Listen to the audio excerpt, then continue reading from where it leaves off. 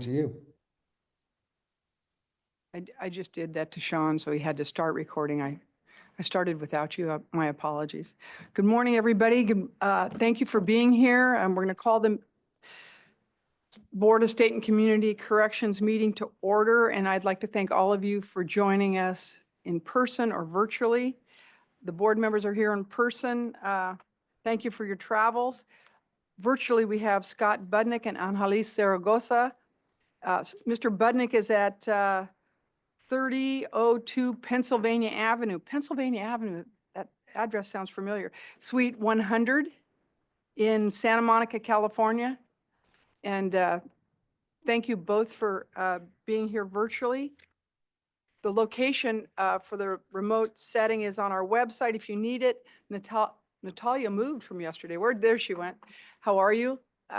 Will you provide instructions to the public for participation? Thank you, Madam Chair. Good morning, everyone. We are meeting both in person and virtually, and we will support public participation during this meeting through the Zoom webinar platform. Board members, for those participating remotely, if you wish to make a comment, please use the raise hand feature on Zoom or physically raise your hand so we can see you. Members in the room, please remember to state your name before making a comment so that those participating remotely may know who is speaking. Regarding voting, all agenda items that require a vote will require a roll call vote at the end of each agenda item. Board members in the room, please remember to turn off your microphones when you are not speaking, and please remember to speak into your microphone so that all on Zoom may hear you. Members of the public, we will give the members of the public the opportunity to comment after the presentation of each agenda item and prior to the board voting on an item. You will have 2 minutes for your comment. After your 2 minutes have ended, I will verbally let you know, and you may watch the screen where we will display the 2-minute timer. We encourage anyone wishing to make a public comment to raise their hand at the start of each agenda item being discussed. Members of the public will not have the ability to unmute yourself during discussion until the chair opens it up for public comment. You must raise your hand on Zoom or send a request through public comment at bscc.ca.gov. This is also available on our website. If you send in a request through the public comment email box, I will call on the email address or identifier you provided in your email. If you are calling by phone, dial *9 to raise your hand. Dial *6 to unmute yourself. I will call on those who have raised their hands and those who have emailed your request to speak, and I will ask you to unmute yourself. I will notify you when the 2-minute timer sounds and ask you to wrap up your thought. In addition, we will have a 2-minute timer visible on the screen, so please try to keep track of your time. When the time is up, please wrap it up so we have the opportunity to hear from everyone who wants to make a comment. Also, if your comment aligns with other speakers, please feel free to associate your comment with prior speakers. Thank you for your patience and understanding as we work to ensure all speakers can be heard.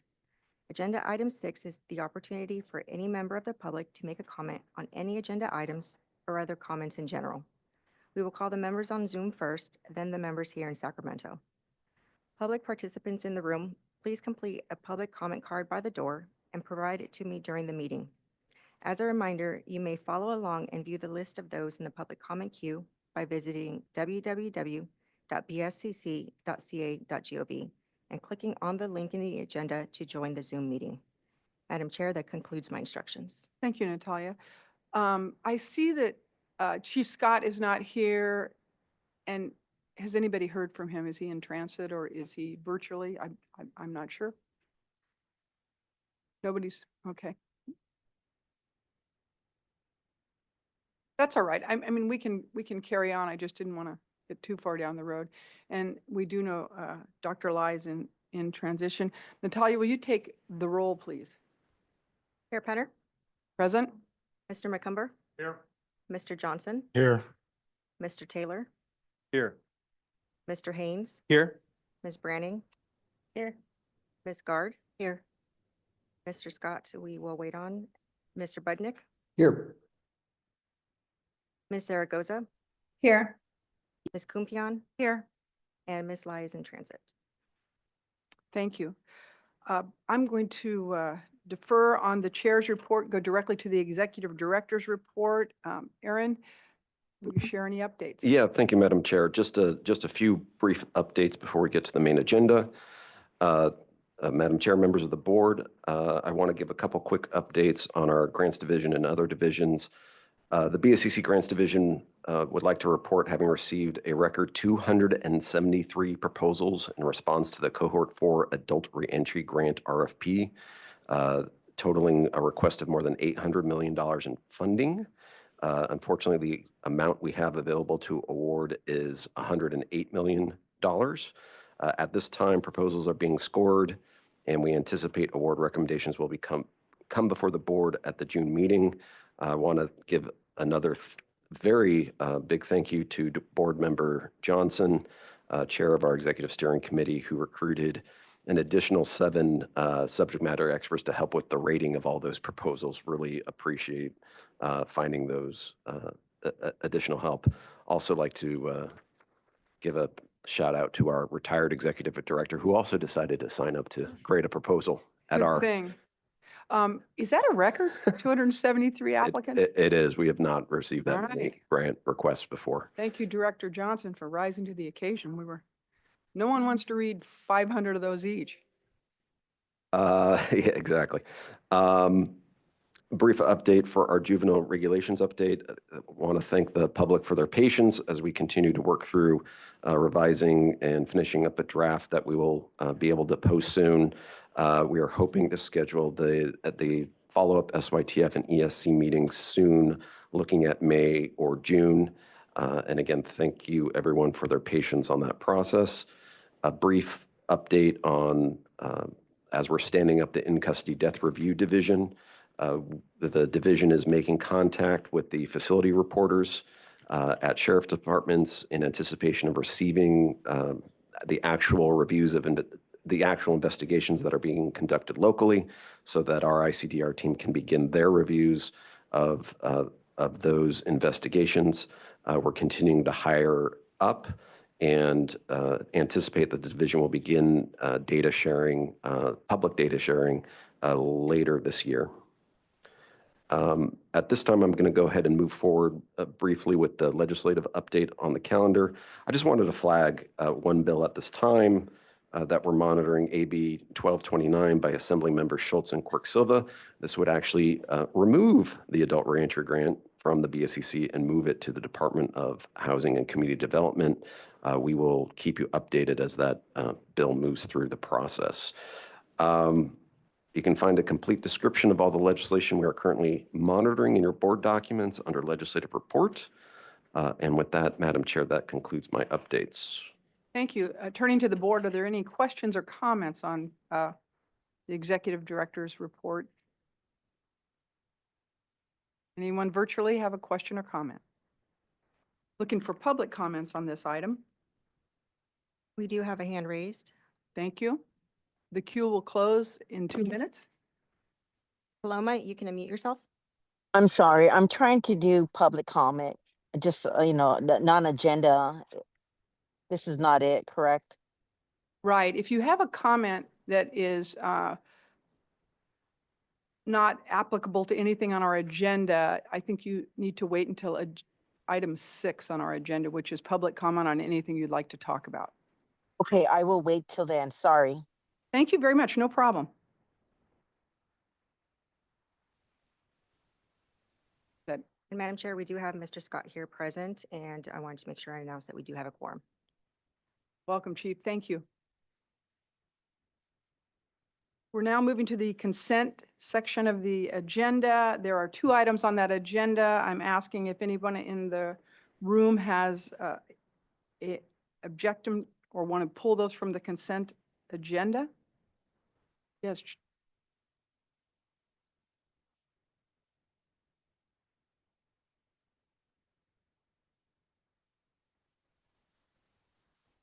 Okay.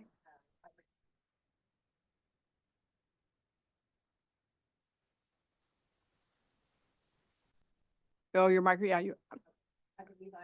and you need to, it's still on, and I think you need to move it a little closer. You're very Okay. soft-spoken, unlike the chair. I believe I recused on item 6 from the minutes from the February 13, which is not noted there. I think I had a discussion with staff about that. And we've updated the minutes to Okay. reflect that. And Thank so if we adopt the minutes, that will be reflected correctly. Thank you. And then I need to recuse on item 3B. Yes. Want me to So step what- out? Yes, I'm sorry, one more You time. want me to step out? I don't think that's necessary if it's not pulled off the agenda. Well, let's take the items. We'll do a vote on 3A, and then we'll take a second vote for 3B. And just ask Board Member Gard not to vote. Not to vote. So Yep. do not have to step out. Thank you. Okay. Looking for a motion. I And a move s- to approve 3A with the amendment that Judge Guard was recused. Second. That She's not recused from 3A. well, She's- to follow on what the sheriff was saying is we need to reflect in the minutes that Judge Gard did not participate in the closed session, which Okay. she recused from the closed session, which Okay. is what And the I'm minutes, if I understand where we're at right now, reflect that. correct. And so, okay. So would you Move just, to approve 3A. thank you. Second, please. Second. Take the roll, please. Chair Penner, Aye. Mr. McCumber, Aye. Mr. Johnson, Aye. Mr. Taylor, Aye. Mr. Haynes, Aye. Ms. Branning, Aye. Ms. Guard, Aye. Mr. Scott, Aye. Mr. Budnick, Aye. Ms. Zaragoza, Aye. Ms. Kumpion, Aye. and Ms. Lai is en route, so the motion carries for agenda item A, but we'll keep the roll open for Ms. Lai. Thank you. Moving on to item B, where the record will show Board Member Gard recused. I'm looking for a motion and a second, please. And we should ask for public comment on this item or the consent calendar. Just We no wouldn't public do comment. both together? We should, I apologize, Madam Chair, we should have done that for item A. I would like to pause just to have the opportunity for the public to comment on the consent Okay. calendar, if there's any public comment. We don't have any public comment at this time. Thank you. Thank you, Aaron. A motion and a second on item B, please. Madam Chair, I'll make that motion for approval. I'll second. Thank you. Natalia? Chair Penner, Aye. Mr. McCumber, Aye. Mr. Johnson, Aye. Mr. Taylor, Aye. Mr. Haynes, Aye. Ms. Branning, Aye. Mr. Scott, Aye. Mr. Budnick, Aye. Zaragoza, Aye. Ms. Kumpion, Aye. Ms. Lai is en route, and motion carries for agenda item B. We'll keep it open. Thank you. Moving on to item C, action item. Proposition 47, release and request of proposals. We have a recusal, I believe, on that, or a number of recusals. We should definitely turn to the board to look for recusals. This is for Proposition 47 funds. The recipient entities are both public entities, and then we usually have we do have a pass-through to community-based organizations. We would ask for certain that board members Kumpion and Mr. Budnick recuse themselves. I would probably look to Chief Scott, whose I think organization has participated in this award previously as well. And I believe I'll also recuse. Okay, thank you, Chief Haynes.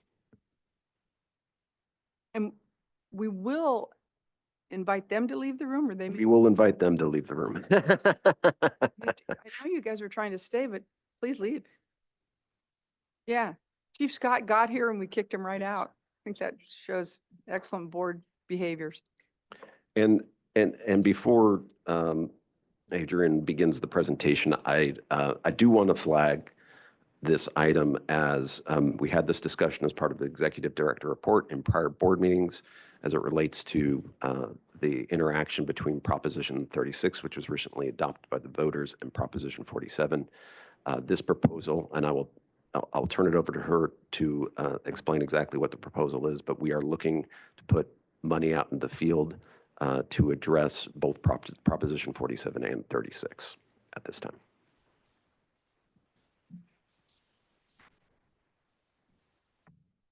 Adrian, how are you? Hello. Good to have you morning, today. Our Deputy Director from our Grants Division is ready to present. Good morning, Madam Chair and members of the board. My name is Adrian Winnick, and I am the Assistant Deputy Director with the Corrections Planning and Grants Programs Division, and I'm happy to present agenda. This agenda item requests board approval for the release of the Proposition 47 Cohort 5 RFP and to establish a scoring panel to rate the proposals submitted. The Cohort 5 RFP will expand on the comprehensive work completed by the Prop 47 Executive Steering Committee. This RFP will make approximately $127 million available to public agencies to fund programs that support mental health, substance use disorder, diversion, and reintegration programs. Prop 47 was a voter-approved initiative in 2014, also called the Safe Neighborhoods and Schools Act. It aimed to ensure that prison spending was focused on violent and serious offenses. The BSCC is responsible for administering this grant by funding public agencies and the non-governmental organizations they're required to partner with. Those agencies and organizations provide mental health, substance use disorder treatment, and services for people who have been system involved. The BSCC has to date funded 93 individual grant projects with public agencies that have supported hundreds of community-based organizations using approximately $490 million in grant funds. BSCC originally planned to release this RFP in the spring or fall of 2026. However, due to the passage of Proposition 36, we are presenting it to the board today. Prop 36 was a voter-approved initiative on the November 2024 general election ballot, which reinstates stricter penalties for certain drug and theft offenses. Prop 36 specifies that the BSCC may allocate monies from Prop 47 savings to local governments for treatment-mandated felony programs established by this initiative. There is an interest in bringing new funding to the field as soon as possible to support these new programs, which is why we are bringing the RFP forward now.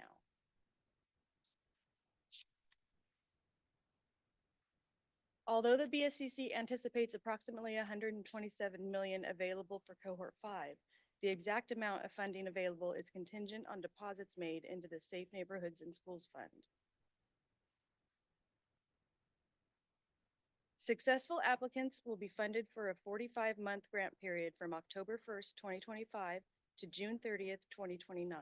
The full grant period includes 3 months for startup and implementation activities, 3 years for service delivery, and 6 months for the completion of the required evaluation report and closeout.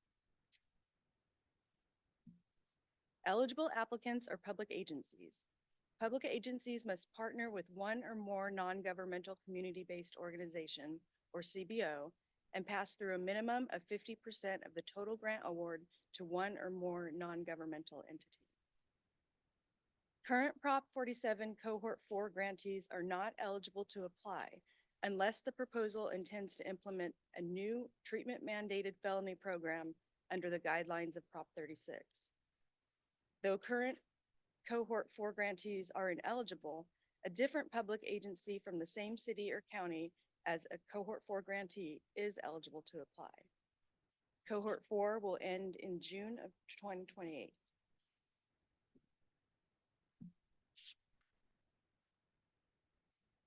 Applicants will choose to apply in either a small scope or large scope category, depending on the size of their proposed project. In the small scope category, public agencies may apply for up to $2 million. In the large scope category, public agencies may apply for up to $8 million. And the County of Los Angeles may submit one application for up to $20 million. The target population for programs and services funded by Prop 47 is limited to adults and/or juveniles who meet the following 2 criteria: have been arrested, charged with, or convicted of a criminal offense, including those charged with a treatment-mandated felony, and have a history of mental health or substance abuse disorders. Under Prop 47, funds must be used for mental health services, substance use disorder treatment, diversion programs, or some combination thereof. In addition to these required services, applicants are encouraged to provide supplemental housing-related services and other community-based supportive services such as job skills training, case management, or civil legal services. Funds may also be used for court-mandated treatment programs under Proposition 36. Reporting requirements for the Prop 47 grantees include a local evaluation plan, quarterly progress reports, a final local evaluation report, and a program-specific audit report. Grantees will also be required to convene a local advisory committee comprised of community partners who have expertise and will help identify and prioritize the most pressing needs of the target population being served. The BSCC is required to prioritize projects that demonstrate a plan to leverage other federal, state, or local funds that contribute towards the success of the proposed project. A list of examples of leveraged funding will be found in the Prop 47 Cohort 5 RFP.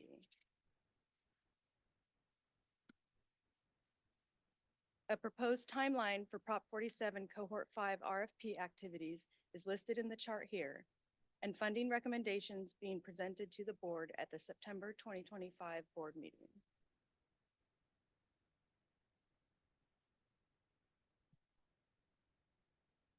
BSCC staff appreciates the board's support and recommends approval to release the Prop 47 Cohort 5 RFP and convene a scoring panel in consultation with the previous Executive Steering Committee.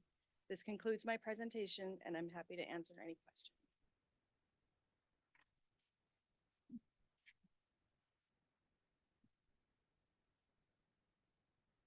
Turn on my mic and try that one more time. Anyone from the board have any questions or comments? I would just like to say this is a good news story. $127 million out to the field for these purposes are a shining star at this point in our state. Anyone from the public? We don't have public comment at this time. Thank you. Now looking to the board for a motion and a second. I make a motion to approve as per staff recommendation, and just thank you for all the hard work you put into this. A second. Thank you. We have a motion and a second. Natalia? Penner? Chair Penner? Aye. Mr. McCumber? Aye. Mr. Johnson? Aye. Mr. Taylor? Aye. Ms. Branning? Aye. Ms. Guard? Aye. Ms. Zaragoza? Aye. And Ms. Lai. Aye. Madam Chair, the motion carries for agenda item C. Thank you. We will invite our recused members of the board back.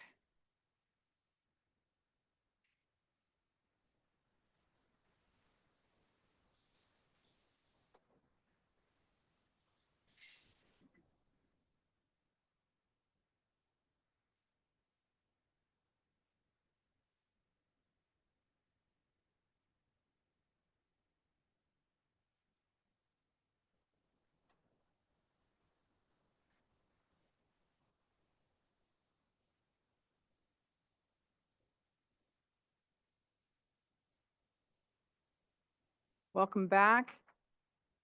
I do not see Mr. Budnick on camera. If somebody would shoot him a text.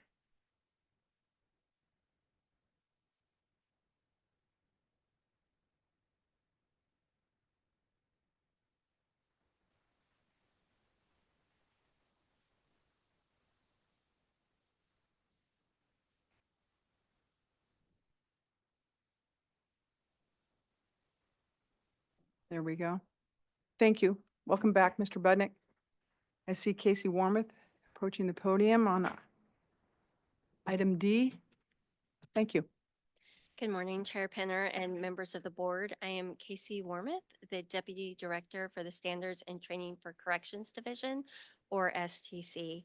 Agenda item D requests board approval to begin revising the Supervisor Core Course and the Manager Administrator Core Course.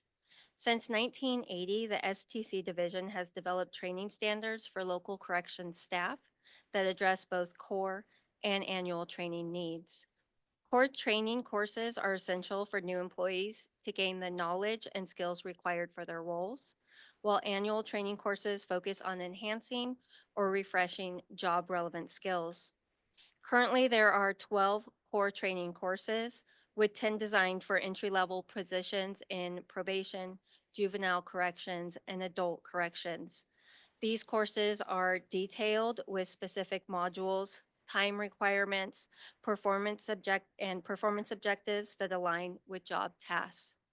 However, the two core courses for supervisors and managers and administrators provide a list of topics to cover and require 80 hours of instruction, lacking detailed modules and performance objectives to meet. Revising these courses will address several critical needs. Updating these courses will ensure that the content directly aligns with job performance requirements and includes performance objectives that clearly define expected outcomes for trainees.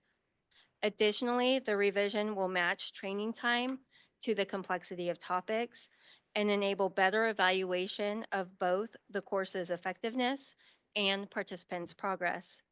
Including specific modules and performance objectives will also enhance the ability of training providers to ensure all key areas are addressed. The revision process will be implemented in 3 phases. Phase 1 will involve conducting a job analysis, which will include meetings with subject matter experts to define the tasks, responsibilities, and competencies required for these positions. This content will be the basis for a job analysis survey that will be provided to all STC participating agencies for their completion. Phase 1 is expected to take approximately 8 months to complete. Phase 2 will focus on revising the curriculum based on the job analysis results. The updated curriculum will feature specific modules, time allocations, and performance objectives. Input from work groups and stakeholders will shape the content, with this phase also projected to take approximately 8 months to complete. Finally, phase 3 will include a 30-day public comment period for the revised course manuals before seeking final board approval. And if needed, regulatory revisions will be submitted for approval. In addition to seeking final approval from the board at the completion of the project, updates will be provided throughout the project. In summary, this agenda item requests approval to initiate the project to revise the supervisor core course and the manager administrator core course. This effort will modernize the curriculum to ensure relevance, effectiveness, and alignment with job performance requirements. And that concludes my presentation. I'll have happy to take any questions. Thank you. Turning to the board, any questions or comments on this item? Yes, Chief. Just one question. Thank you, Ms. Wormuth. The phase 1 and phase 2 with the analysis, job analysis, and then the curriculum, is that going to be in-house, done by the STC, or is there going to be a outside Yeah, project manager? It'll be facilitated, the meetings will be facilitated in-house by STC staff, but the members providing the input would be subject matter experts from the field. So we would select supervisors, managers, and administrators to represent STC participating agencies across the state to have a representative sample. Thank you. Madam Chair, one Yes, question. Chief Ames. Thank you, Casey, for the presentation. When was the last time this supervisor core was updated? I have not been able to locate those records. Okay. So obviously, it's timely in order for us to do this. I think it's a good conversation and a good practice now, especially as I'm thinking about, even in my department, where we think about succession planning and thinking about what kind of, and what kind of competencies do we want our people to be able to have that we're moving into supervisory and management positions. Because I think if you look at my department, I've got about, I'd say a quarter of my managers, maybe closer to half of my managers and supervisors are going to be retired in the next 3 to 5 years. And I think as a result of what happened in the Great Recession, where you had a glut of folks that we were able to bring into the profession. And then for a long time, we didn't hire.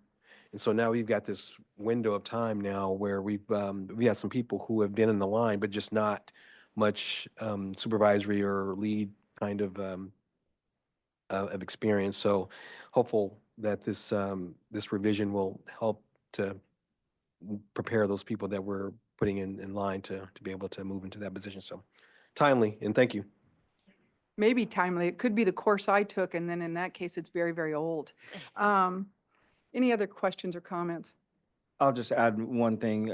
Thank you for the presentation, and I agree with our chief here that, I just want to add that my opinion, and take it for what it's worth, but oftentimes we're shooting for minimums, and I want to make sure that when we revise this, you really think about don't shoot for minimum knowledge base. Like, I use this type of stuff to force our county to pay for training, because one of the first things that they try to cut is what they think are the extra stuff like training. And when we don't have staff that's properly trained, especially through ongoing in-service training, we fall off and we lose those skills. So I love that it's a core course. I love that it's required. Let's just make sure that we're really trying to cover everything that they need to know, and not just brush over something because, try to make it basic. It's because a lot of offices like mine, it's really hard for us to send people back to in-service training because the county doesn't want to fund that. So the more we can front load it and require it, then the county can't say no. So that's all I have to say. Thank you. Thank you.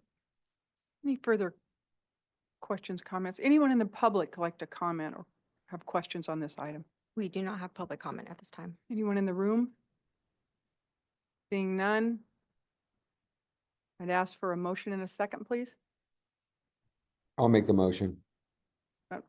We have a motion and a second virtually. Thank you. Natalia? Chair Penner, Aye. Mr. McCumber, Aye. Mr. Johnson, Aye. Taylor, Aye. Ms. Haynes, Aye. Ms. Branning. Aye. Ms. Guard, Aye. Mr. Scott, Aye. Mr. Butnick, Aye. Mr. Zaragoza, Aye. Umpian, Aye. Ms. Lai. Aye. Madam Chair, the motion carries for agenda item D. Thank you very much. Moving on to agenda item E for information only. I'm inviting Acting Deputy Director Steve Wicklander forward to present on this item. Morning, Madam Chair, board Morning. members, colleagues, and community members.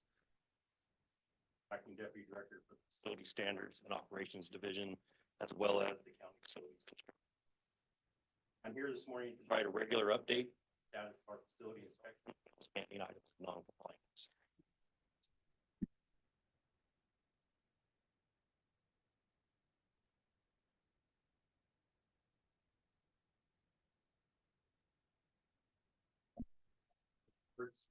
On your tablets, and the information is also available.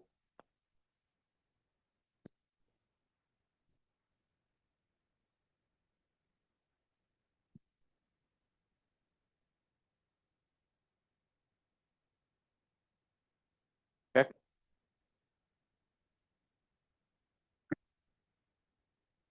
Right, let's begin again. Much better. I'm here this morning to provide a regular update on the status of our facility inspections and outstanding items of non-compliance. You have copies of the reports on your tablets, and the information is also available online. The 2025-2026 inspection cycle began on January 1st, 2025, and will conclude on December 31st of 2026. BSCC staff continue to track the corrective action plan status of items of non-compliance identified during the inspections. I'll begin with an update on the adult inspection facilities. The facility adult team has completed 22 inspections, 7 unannounced inspections, and 53 pre-inspection briefs for type 2 and type 3 facilities. There are currently 3 items that are outstanding that require corrective action items of non-compliance. Our website dashboard provides summaries and items of noncompliance. With that said, the noncompliance items do not rise to the level of requesting a sheriff to appear in front of the board at this time. Moving on to the juvenile inspections, the FSO juvenile team has completed 4 comprehensive inspections, 2 unannounced inspections, and 17 pre-inspection briefs of juvenile facilities. There are no outstanding items of noncompliance in juvenile facilities from the 2025 annual inspections at this time. This concludes my formal presentation. I'm happy to answer any questions you might have at this time. Thank you. Turning to the board, any questions or comment on this report? Seeing none, looking to the public for questions or comments? No public comment. Thank you. In the room? Seeing none, thank you, Mr. Right. Wicklander.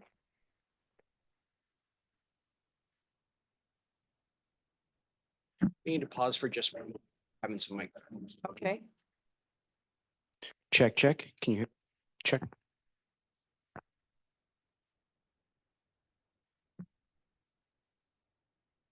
As we move to item F, I think we can look at recusals on this item. Correct, Madam Chair. Board members Guard and Budnick are recused on these items. Okay. So we don't expect to see you soon in the closed session. Yeah. Oh, okay. Yes, I would take my purse with me. Thank you.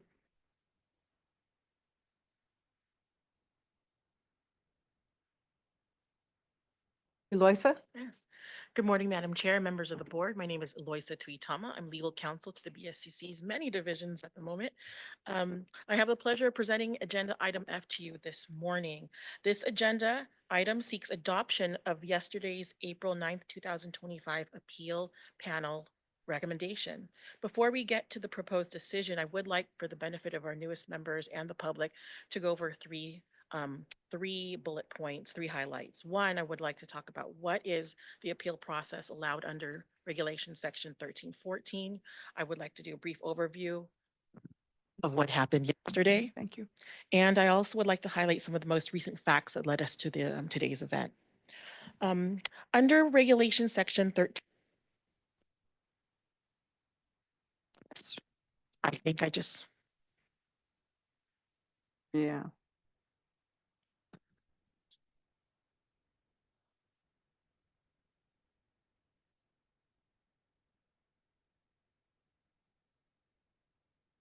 Thank you. all right. Thank you. No- Sorry. No problem, not at all. So under Regulation Section 1314 of the California Code of Regulations, there provides an appeal process. And this appeal process allows juvenile facilities, whether county, city and county, or joint, to review how the board standards and regulations have been applied or enforced. And these appeals may be based on concerns such as alleged misapplication of regulations, capricious enforcement, or substantial differences of opinion on the proper application of regulations or procedures. The process provides for 2 levels of appeal. The first level is to the executive director, and if the local entity is not satisfied with that decision, they have the opportunity to request a second level appeal, which is what happened here in the case of Los Angeles County, which led to the hearing that occurred yesterday. That's yesterday. What happened at the appeal hearing is that the Los Angeles County had the opportunity to present their appeal. BSCC had an opportunity to respond and present the basis of their denial decision. And there was an opportunity from the panel members and also the public to provide comment and also ask clarifying questions.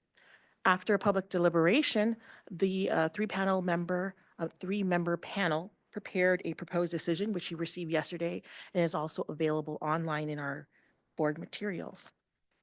Some of the facts that led up to the appeal was that on October 14th, 2024, BSCC issued a formal notice of unsuitability to County of Los Angeles, Los Padrinos Juvenile Hall for failure to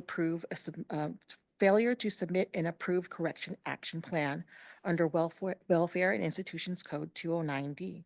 And they had 60 days to discontinue using the facility for the confinement of minors. On December 2nd, the county requested a reinspection of that facility. And on a 2-day span of December 5th to 6th, BSCC staff re-inspected Los Padrinos and determined that the facility remained out of compliance, specifically as to Section 1321 and the timely delivery of medical programs, attendance of school, and access to program recreation and exercise continue to be negatively impacted by the lack of staff. Thereafter, on January 8th, 2025, the county submitted its first level appeal to Executive Director Aaron McGuire. And on February 18th, 2025, the Executive Director issued a denial of the county's appeal, finding that the BSC staff correctly assessed the county as being out of compliance with Section 1321. Subsequent month, on March 20th, 2025, the county submitted its second level appeal, and Chair Penner assembled a 3-member panel to convene a hearing yesterday. And as I mentioned, as already previously mentioned, that panel heard both sides, presentations for both sides of the appeal, and presents to you the proposed decision you have in your packets today. Now, with that said, I want to focus on what the board's options for today. Now, under 1314, the board has 3 options available. They can adopt the proposed decision as is. They can amend the decision with or without taking additional evidence into consideration, or this board can order a further hearing to be conducted if they deem additional information is needed to decide the issue. Whatever you decide today will be final and will conclude the administrative appeals process for our agency. Now I open it to any further discussion or questions to the proposed decision, which you will find as attached as F1, and the full appeal record is attached as F2. I know it's a very large document, very large, but it's bookmarked for ease of navigation. Thank you, Elosa. Looking to the board for any questions or comments on this item. Yes, Chief. Chair Penner, just for clarification, ma'am, on page 2 of the summary under April 11th, 2024, is that meant to read is not suitable for the confinement in that first paragraph? Oh, no, thank you so much for that question, Chief. So what happened actually 1 year ago, almost a year ago today, was that this board found Los Padrinos suitable.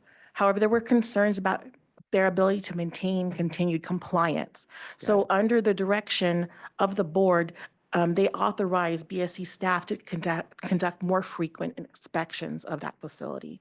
And it was those targeted frequent inspections that led to findings of certain items of noncompliance, of which Section 1321 staffing was one of them. One of the items that they found persisted, and that persisted pattern of noncompliance led to initial inspection report issued in August 2024 with a requirement of the county to submit a corrective action plan. Thank you for that clarification. That's very helpful. Any other members of the board? Any members of the public? If you have a public comment, please raise your hand on Zoom. At this time, we don't have any. Thank you. Looking to the to the audience, yes.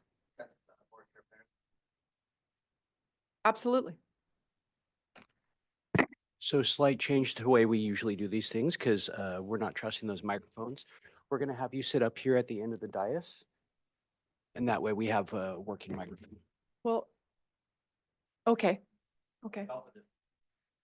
Well, the problem is our virtual audience. Is there any chance Natalia can change seats right now and you could have a little more room to operate? If that's okay, I'm not happy standing as well. Yeah, whatever works for you, it's fine with me. I don't want to take your chair. Sorry, technical difficulties, if nothing else in life, will come our way. Apologize.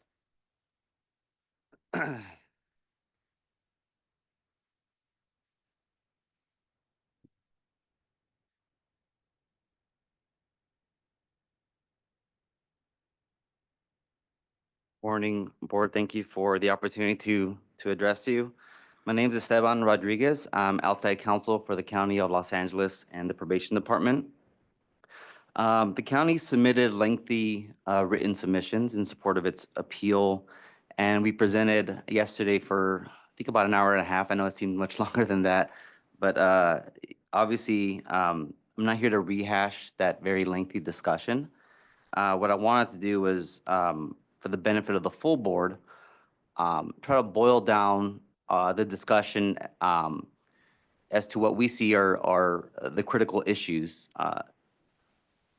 The first being that, in our view, and as the record shows, BSCC staff did not apply the correct standard in assessing compliance with Section 1321. And didn't apply the correct standard at the time of the December 2024 reinspection. Section 1321 requires staffing ratios of 1 to 10 during waking hours and 1 to 30 during sleeping hours.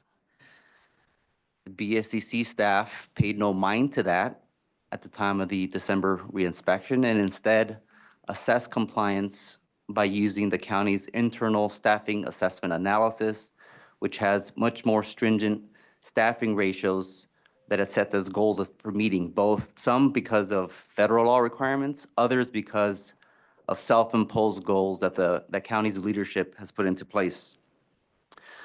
Now, not meeting those higher standards, which are completely untethered to the standards required under Section 1321, cannot be a violation of Section 1321.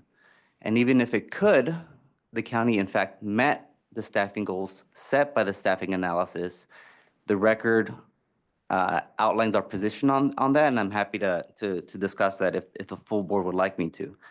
The second issue I wanted to mention is that for there to be a violation of Section 1321A or B, there's agreement that the BSCC must tie those perceived shortcomings with operational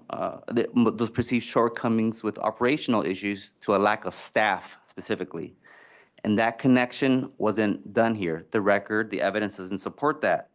In fact, the BSCC staff conceded that it did not assess whether any of the perceived programming issues were connected to BSCC's finding related to staffing.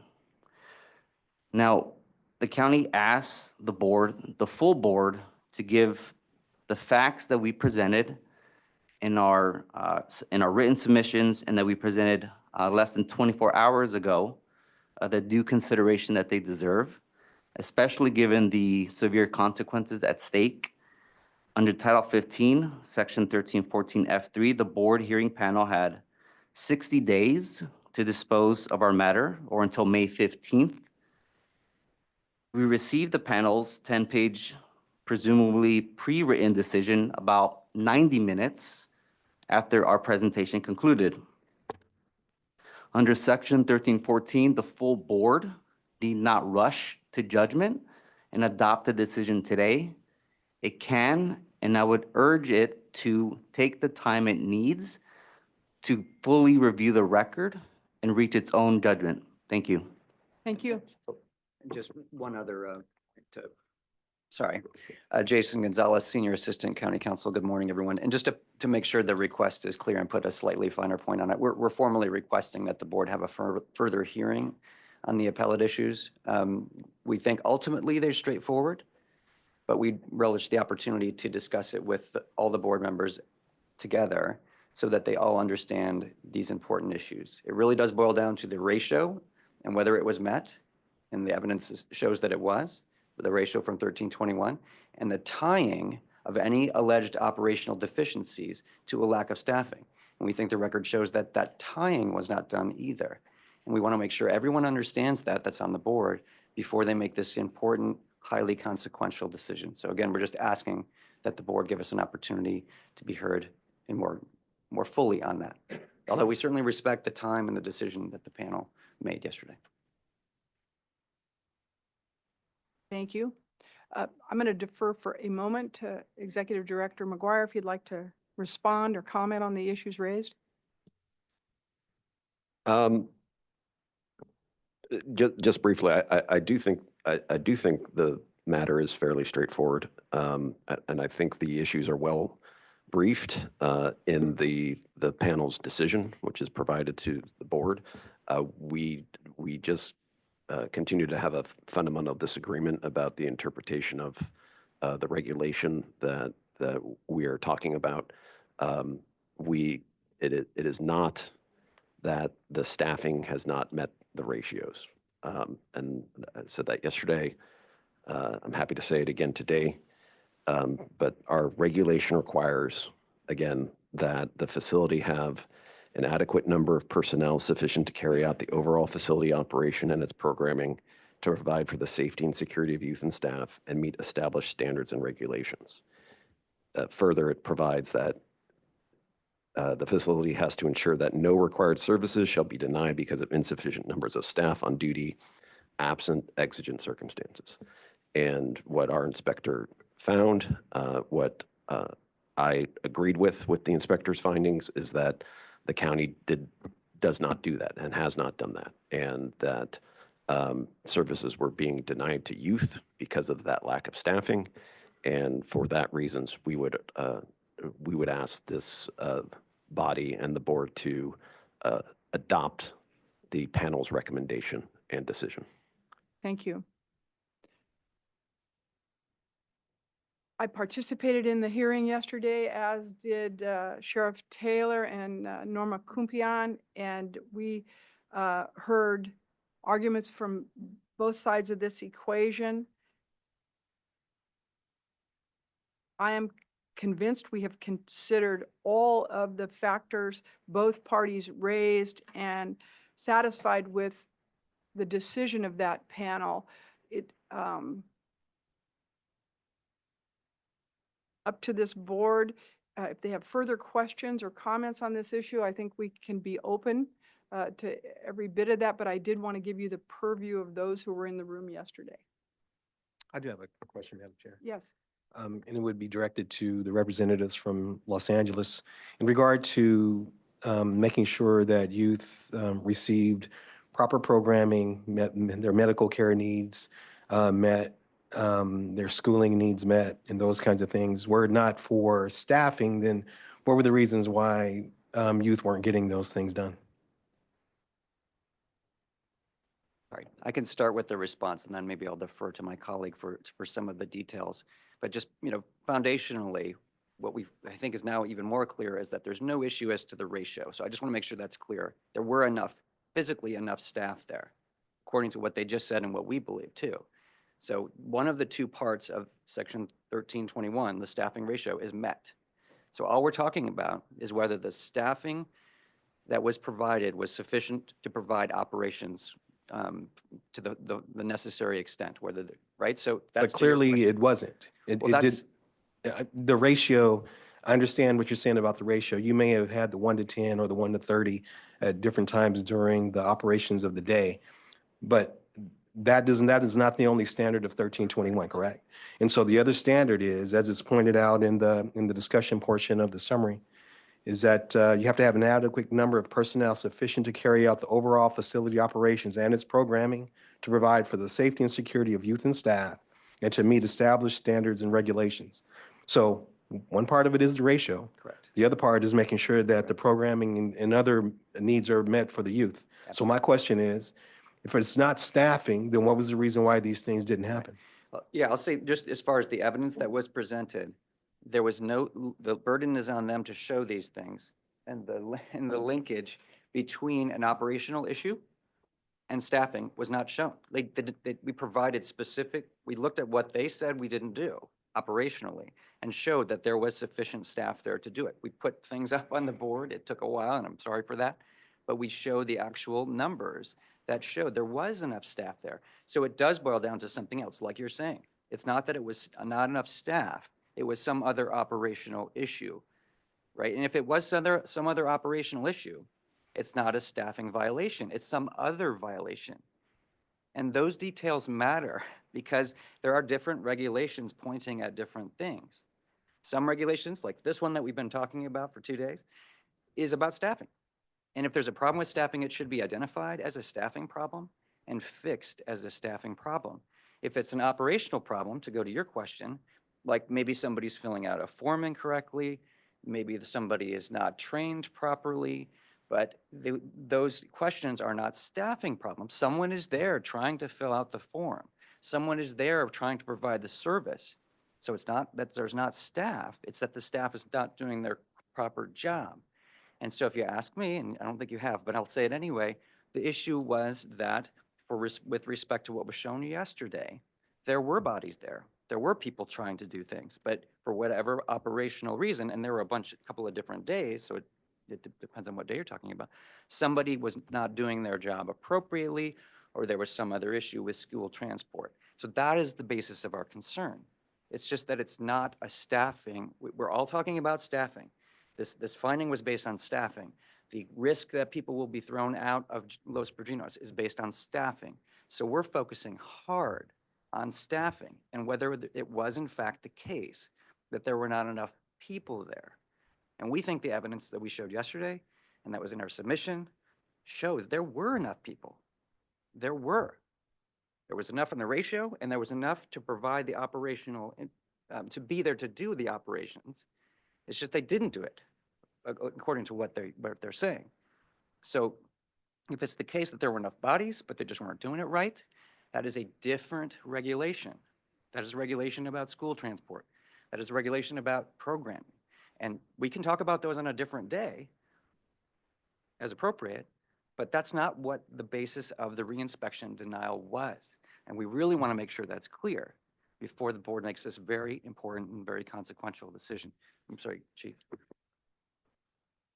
I promise to be brief, and I mean it this time, but Chief Haynes, thank you for the question, because precisely there's so much to consider here that we think in fairness and impromptu today hearing of the facts would be insufficient. While we respect the consideration and the time that we were given yesterday by a portion of this board, that in fact it's exactly questions like that that really deserve the full amount of time that you should please heavily consider moving this to be heard by the entire board so that we can answer those. And to answer slightly different from a non-attorney perspective, the problem here is that regulations, sometimes regulations need to be refined. In this case, what we have is a double whammy. You can have a regulation that says you're not providing a service. You have a regulation that says you're not providing staffing, but you can be found to have insufficient staffing even though you met the services. So we're guessing at what level of service is sufficient, and we're guessing at what level of staffing. And we think that having for the full panel to hear our concerns, and specifically, I want to make clear, I'm not making charges against the staff of BSCC. I think what we have is good people on both sides trying to do the right thing, and they're being impeded by bad regulation. I do have, can I follow up, Chief, or go ahead? No, go. Just real quickly. So thank you, Chief, and thank you, all of you.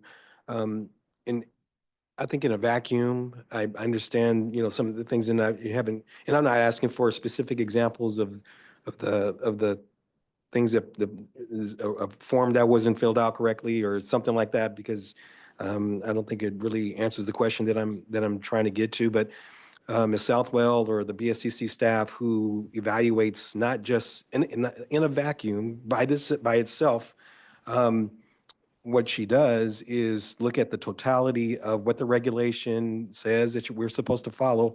I'm subject to the same regulation, and understanding that if we can't meet whatever are those minimum standards for making sure that these other programmatic issues get done out of 1371, if they were also related to other factors, and Ms. Southwell indicates that it was based on staffing in her assessment, then I understand that the tie as to how she made that nexus to that. So I'm just saying based on the information that we received from staff. So I'm sorry, Sheriff Taylor. Thank you.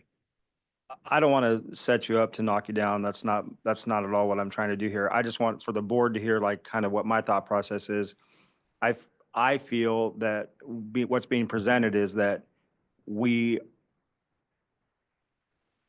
paraphrasing, we aren't doing things correctly, but you guys picked the wrong code. That's the way I hear it, is that you're right, we're deficient, but unfortunately, over a technicality, you picked the wrong code. is the argument that I'm hearing.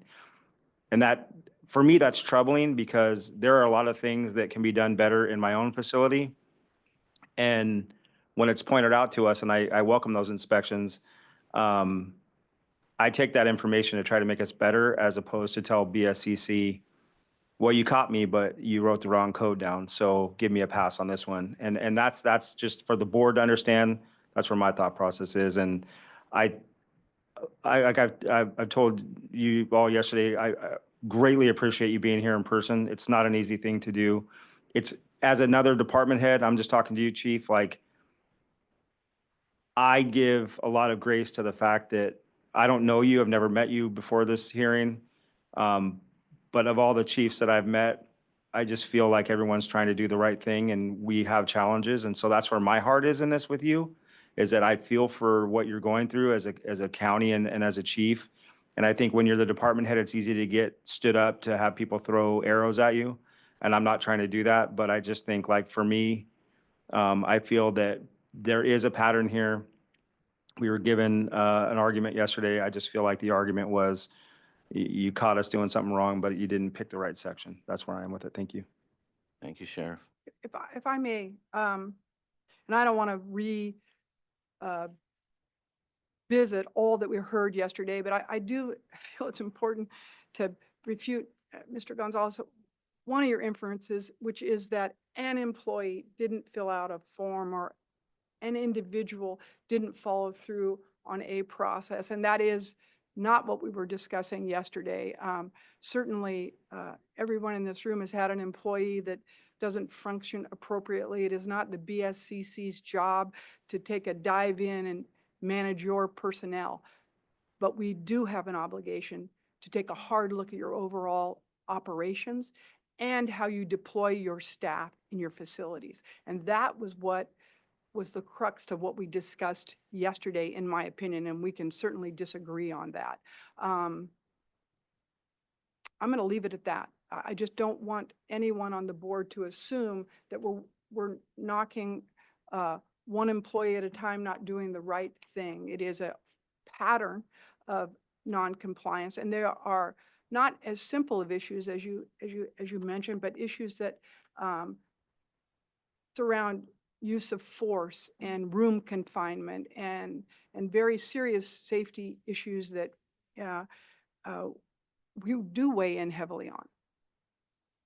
We appreciate that, Chair, and we appreciate Sheriff Taylor's comments. However, with respect to this particular item, we're talking about statute and regs, not simply of past incidences at El Padrino or how there's a general feeling of what's taking place in El Padrino. That's why we're reduced to the specificity of whether we believe you're applying the regulation correctly or not. Not because at the end of the day, regardless of this, I and the entire county will continue to make improvements, not because we don't hear you on criticisms or on technical assistance, but because you're charged as a state entity with applying that specific reg. And if we believe it's incorrect, we think it's also your obligation to listen to our evidence, whether it was applied correctly or not. Just as when you visit and inspect us, many times they say, no, we think generally things are better, but you didn't follow this very specific regulation. It goes both ways. And thank you for raising that, because you will help me restate some of what led to our decision yesterday, which is we have two legal opinions on issues that surround our regulatory process, and understanding that LA has one and the Board of State and Community Corrections has another. And I think our final decision weighed in on the BSCC's interpretation of these regs, and that is how we came to that decision. I don't know if you, counsel, either side want to comment on that issue? Nothing? Okay. Anybody from the board have any further questions or comments?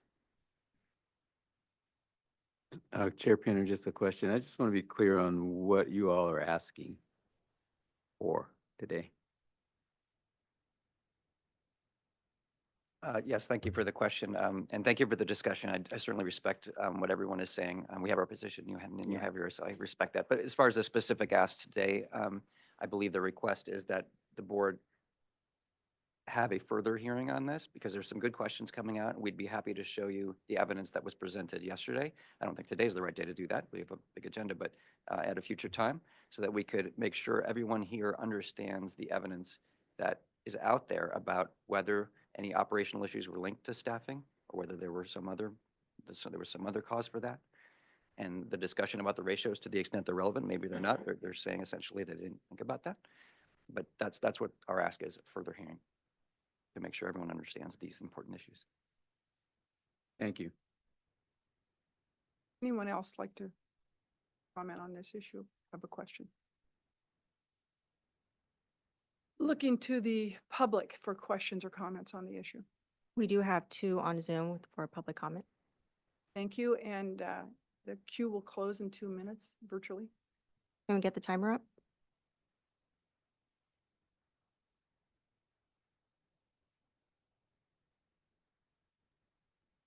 No, stay put.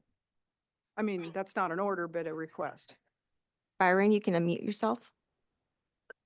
Good morning, BSCC. Thank you to the members who are pushing for the gravity and the severity, the urgency for this. Again, we just continue to hear semantics from the county department of probation and just even from the county council. I don't know why these people were chosen to represent there.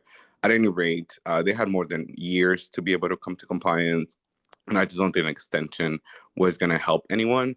And yes, they may have had boot staff, right? People that orchestrate these gladiator fights, people that are abusing and sexually assaulting youth. But again, that is, if these people are not trained, if they're not doing their job, then it is a staffing issue, whichever way you look at it. Thank you. Thank you. Helen, you can unmute yourself. Good morning, BSCC. My name is Helen Eigenberg. Thank you for the opportunity to speak. I'm calling in this morning to ask you to please adopt the decision and recommendations of the panels from yesterday. We have a game of semantics going on this morning. We're playing with words and codes and regulations. Probation has been found unsuitable since October of last year. We are now in April of 2025. And while we're talking all of this and doing this, the youth and the staff in Los Padrinos are not being cared for and they are not safe. And that is what is at the bottom line here. I am appalled. I live in Los Angeles County, and I'm appalled by the way that we are behaving in LA and what is happening in Los Padrinos to our youth. Thank you for letting me speak. Thank you. Lena, you can unmute yourself. Lena Mallet with the Children's Defense Fund and the LA Youth Uprising. I'm sorry, we can't hear you. Can you maybe get closer to your phone or not quite Yes. clear? Can you hear me now? Yeah, much better. Great, thank you. Lena Mallet with the Children's Defense Fund and Layup. Frankly, I'm astounded by this conversation and ask that this board stay firm in their conviction to adopt the rejection of the probation department's appeal. This appeal process was always a distraction from the fact that the department was operating their facility illegally, and a distraction from the fact that young people were suffering under their hand. This focus on legalese and technicalities and code, again, is distracting from the fact that young people are continuing to suffer under this department's hand. Please, please, please adopt the rejection of this appeal. Thank you. Tori, you can unmute yourself. Hello, can you hear me? Yes. Buenos dias. My name is Tori Gomez. I am a young mother that resides and is a constituent of the district that houses Los Padrinos Juvenile Hall. As a mother and a community member, I urge the BSCC to shut Los Padrinos down. I am also a community organizer that's been involved since the transfer of youth from Central Juvenile Hall to Los Padrinos. We've only seen a deterioration in the mental health of youth and the quality of services that is provided to them in this entire process. I understand that the state has their legal process and has their protocol, the bureaucracy. But all in all, every single day, who is feeling the faults of all of this bureaucracy is the youth and their loved ones. And so I encourage the BSCC to shut down Los Padrinos Juvenile Hall, to enforce to the LA County their authority, because it feels like LA County is pushing back and not respecting your authority. Parents and loved ones know what are best for their children inside a juvenile hall, and we need to shut it down. It is not an adequate facility. There is not appropriate programming happening. The staff is very much under stress and under their own mental health crisis and not able to provide the adequate services to youth that they deserve. So I encourage the BSCC to shut down LP immediately. Thank you. Thank you. Sir Bailey, you can unmute yourself. Good morning. We want to say thank you for your service over these long months, and encourage, like most of the voices, all the voices that we've heard so far, to follow through and close down Los Padrinos. Follow through. Yeah, we don't have much to say other than that. Please follow through. Thank you. Thank you. Angela V., are you commenting on this agenda item?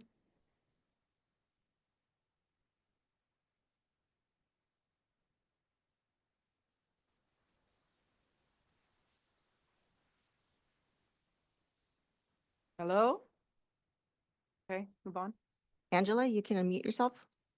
That was done in error. Please skip and move on. Okay, Thank you. And that's it for public comment. thank you. In the room, is there any public comment? Seeing none, back to the board.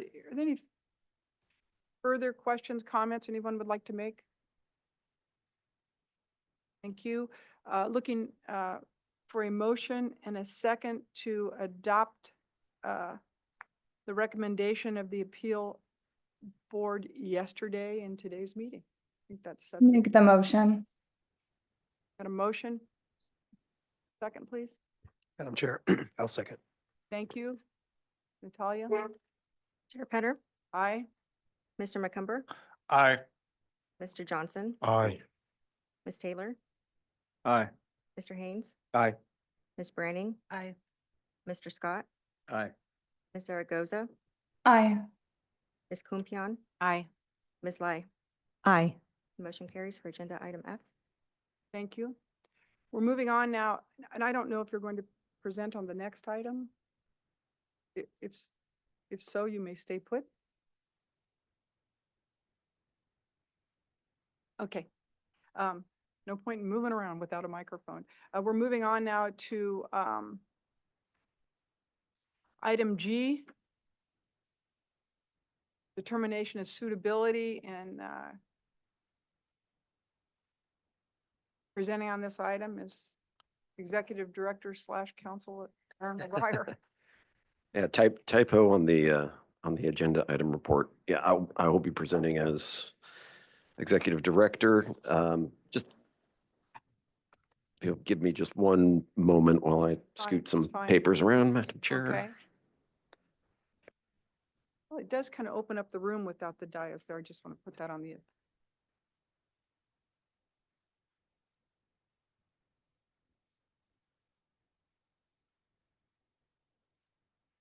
And for the record, the recusals will continue on this agenda item. Correct, Madam Chair. And again, I'm going to try to keep all these different matters clear, because we have had different tracks, different inspections. We've had an appeal discussion. This is further follow-up on the matter involving Los Padrinos. I'm going to give some additional recitation of the facts going back a ways, and I will try to, again, sort of keep clear the different issues that this discussion item presents to us at this point as we go forward. Because there's really three sort of separate tracks, because we've had different inspection reports issued for our items of non-compliance since going back to April. And some of these were on different timelines. And so I'll try to keep those different matters clear as we sort of go through it. But agenda item G is following up or continuing on the matter of Los Padrinos. And what this board item is asking is to really determine whether the conditions that rendered the Los Padrinos Juvenile Hall unsuitable, which goes back to October, have been remedied, and whether the facility is a suitable place for the confinement of juveniles within the meaning of Welfare and Institutions Code Section Subdivision A4. So going back to a little ways, I'm going to go back to August of 2023, is when the BSCC first conducted an inspection of Los Padrinos and found several items of noncompliance. We received a corrective action plan back then at the time, had several follow-up inspections, and this board that was constituted at the time found that Los Padrinos was in compliance at the time in April of 2024 after remediating 11 different items of noncompliance at that time. As part of the motion and the discussion, you may recall back in April, the board directed the BSCC staff to conduct both targeted and unannounced inspections at Los Padrinos at least twice a month to continue monitoring compliance until, and then we also conducted the comprehensive inspection at the end of 2024 as well. Between April and September, BSCC staff conducted a total of 9 inspections of Los Padrinos, a portion of which of those inspections were unannounced. During these inspections, BSCC staff found that Los Padrinos was out of compliance with Section 1321 staffing, and then separately out of compliance with 1371 programs, exercise, and recreation. During the October comprehensive inspection, we found that Los Padrinos was out of compliance with 9 sections of Title 15. So again, there's sort of 3 separate matters that are still ongoing with respect to Los Padrinos. We have the staffing issue, which goes back to, again, related to the unsuitability notice from October of 2024.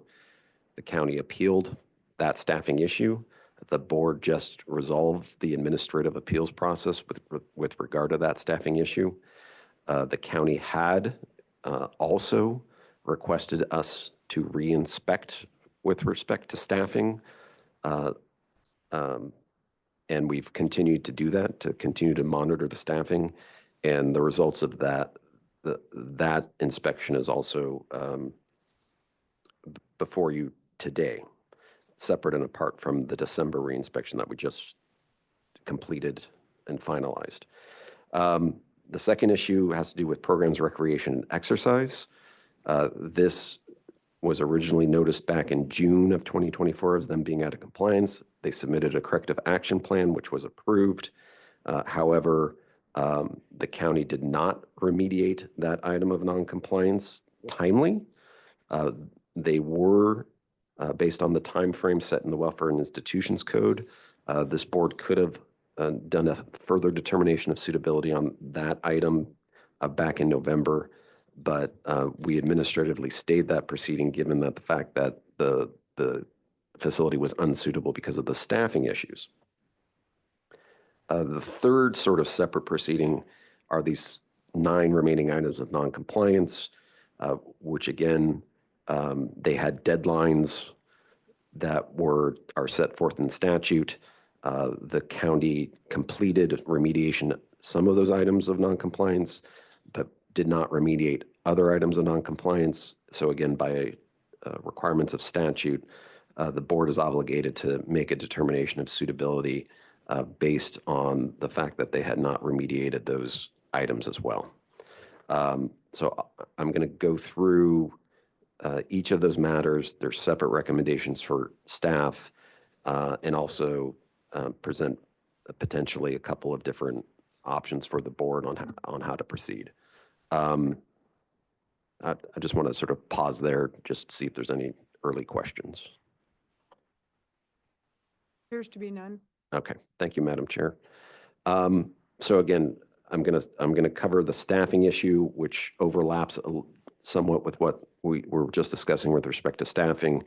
But again, so on August 12, 2024, we issued the department notice that they were out of compliance with Section 1321 because the facility were not meeting their own minimum staffing numbers, and then that this staffing continued to negatively impact the delivery of required services and compliance with regulations, including education, outdoor recreation, youth being confined in rooms, and documented youth missing medical appointments due to lack of staffing. On October 11th, we received a corrective action plan, which was deficient, and BSCC staff denied that corrective action plan because they did not set forth how they were going to remediate those issues in a timely manner. That's when we issued that notice of unsuitability. And it was during the issue of that 60-day notice, which expired on December 12th, that we conducted the December 5th through 6th reinspection at the county's request.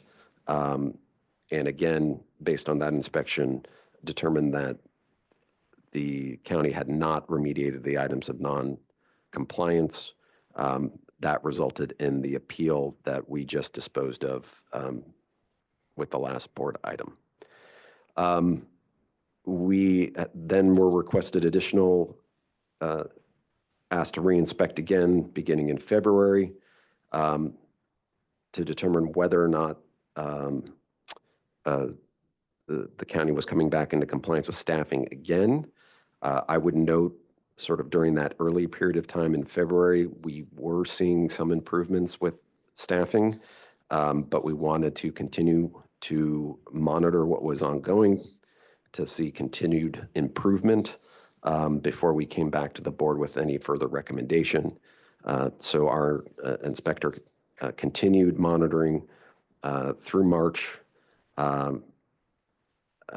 which resulted in the additional reinspection report, which we issued on April 9th.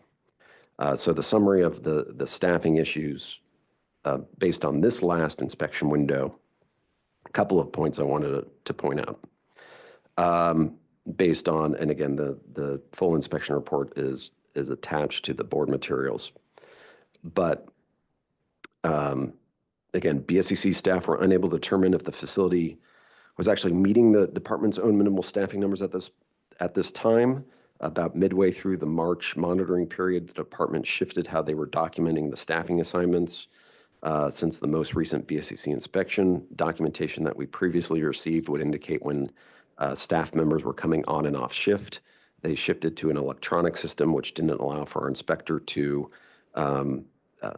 track when staff were coming on and off shift. And so we were not able to assess whether or not they were meeting their minimum staffing that they designated through their own staffing plan. In addition, documentation provided by the Los Angeles County Officers of Education indicated that youth were continuing to miss scheduled instruction time and were late to school due to lack of probation staff specifically. That's also an attachment to this board packet. And then again, a review of medical appointment logs continue to indicate that youth do not get to schedule appointments due to a lack of staff. And then a review of the use of force documentation was indicating that youth were continuing to be left unattended prior to decontamination as required by regulation and required by policy. Because the conditions that were identified in August 2024 and those noted above continue to be impacted by lack of adequate staffing, our inspector was not able to say that they are in compliance with 1321, and we, for that reason, We are not able to call them into compliance with Section 1321. Facility staffing documents continues to indicate that field staff are deployed to backfill youth supervision staffing needs, indicating that the department has not yet been able to develop a permanent and sustainable solution to the staffing issues that are impacting the facility. And, there's little question that what we're seeing, again, they can certainly use staff that are temporary in nature, but what we were seeing is basically that the reliance on this temporary staff who aren't necessarily fully briefed on the operations of the facility and that serve irregularly contribute to finding that the creates challenges with the safety and security of the facility. So with that, this is sort of the first part of item G. It's sort of the staff's recommendation that the board reaffirm that the facility is non-compliant with Section 1321 and therefore remains unsuitable pursuant to Welfare and Institutions Code Section 209, A4, and D. So that would be sort of the first part of the motion, and I can pause there, Madam Chair, or I can continue through the other two items. So the item before the board, council's or executive director's recommendation is continued unsuitability recommendation on your part. Yeah, let me see if I can reframe it. We would like the board to basically make a finding and reaffirm that the facility is non-compliant with Section 1321. This board has already noticed that the facility is unsuitable. It will remain unsuitable, but we want to, again, affirm that they are non-compliant with Section 1321. Questions from the board? Comments? Madam Chair, I do have a point of just clarity, Aaron. And I'm looking at the attached G1, and it has an inspection report dated August 12th, 2024. Is that the last official report that was done? No, so we have the most recent report is April 9th, 2025. I'm sorry. G7. G7. Thank you.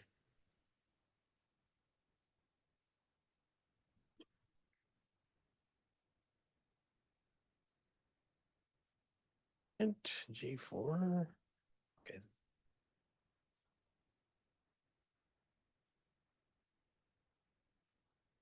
Okay, thank you. I found it. So my question is in regard to 1321, and the point was made that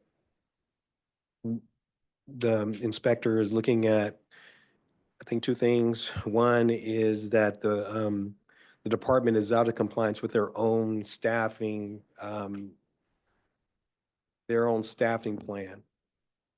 Is that one point that's being made? Well, for this particular inspection, we were not able to fully assess that. Based on the fact that they have a new system that made it more difficult or almost impossible for us to be able to determine that. Correct. Okay.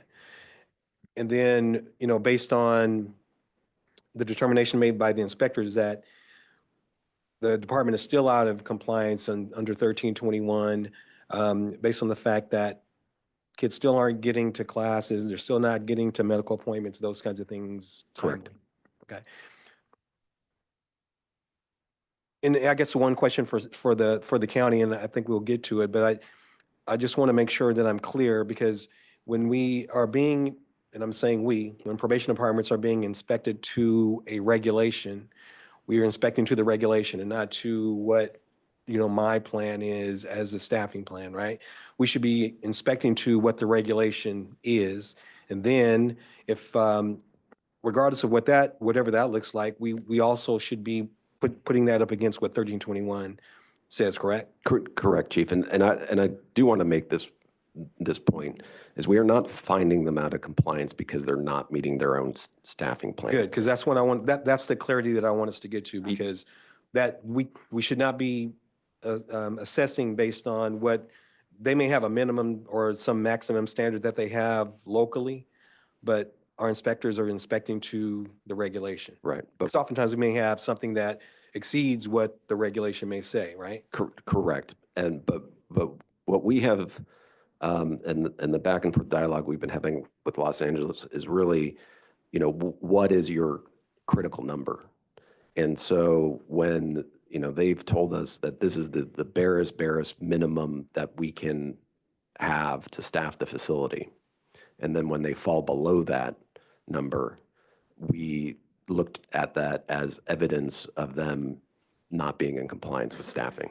So it is not by virtue that they fall below the number that we're finding them out of compliance with staffing. It is both and. It is, we are seeing them fall below their own staffing numbers, and then also seeing the impact to the services that are also happening.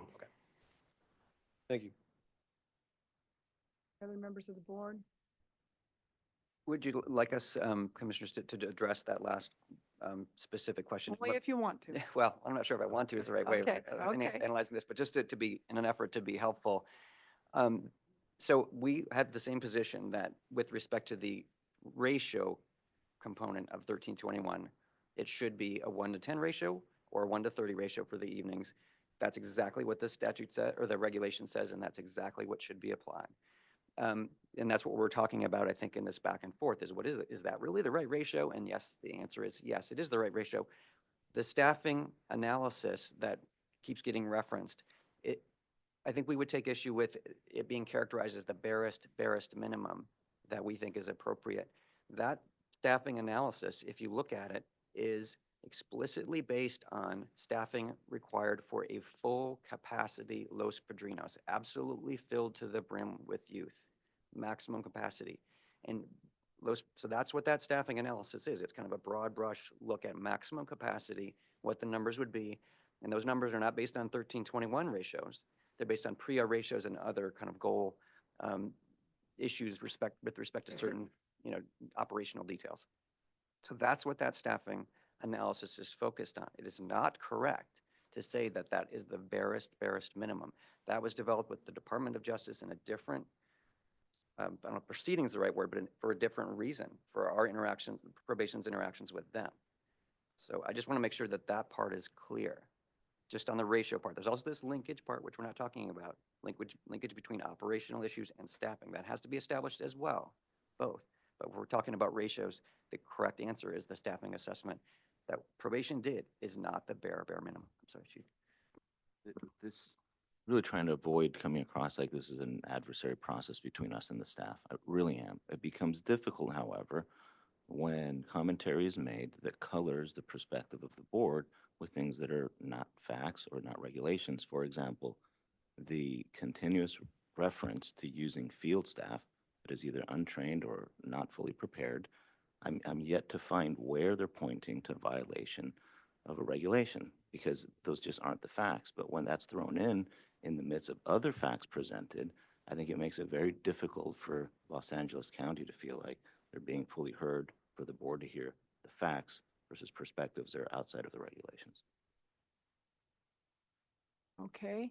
And I would just like to recenter this in that the ratios are not at the crux of this issue. It is the operations point or being able to facilitate programming and the myriad of other things that have to be done by staff.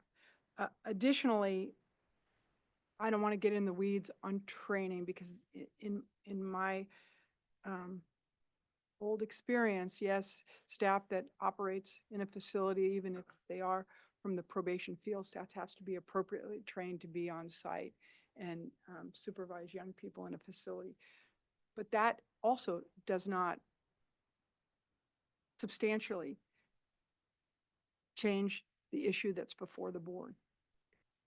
And I think that's trying to be as fair as possible, understanding each of you have your position and how you present.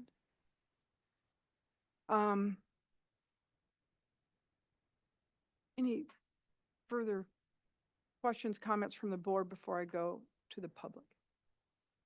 Yes. I might have one more comment. I would certainly let the board members ask their questions first, though, before I didn't see any hands raised, so feel Okay. free. Just one point, kind of on the fairness issue that you mentioned, Chair Penner. And that is, again, that we received, the probation department received a debrief on this staffing reinspection on Monday, this past Monday. Yes. We didn't get the written document, I think, until Tuesday, right? Is that around noon?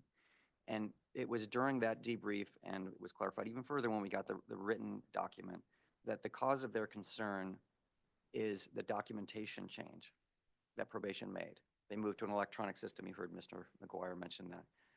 And that electronic system is a scheduling system. It's designed to sort of, I guess, be more efficient, but it omitted information, as I understand it, about when people, it showed when people were on schedule, but it didn't show exactly when they checked in and when they checked out.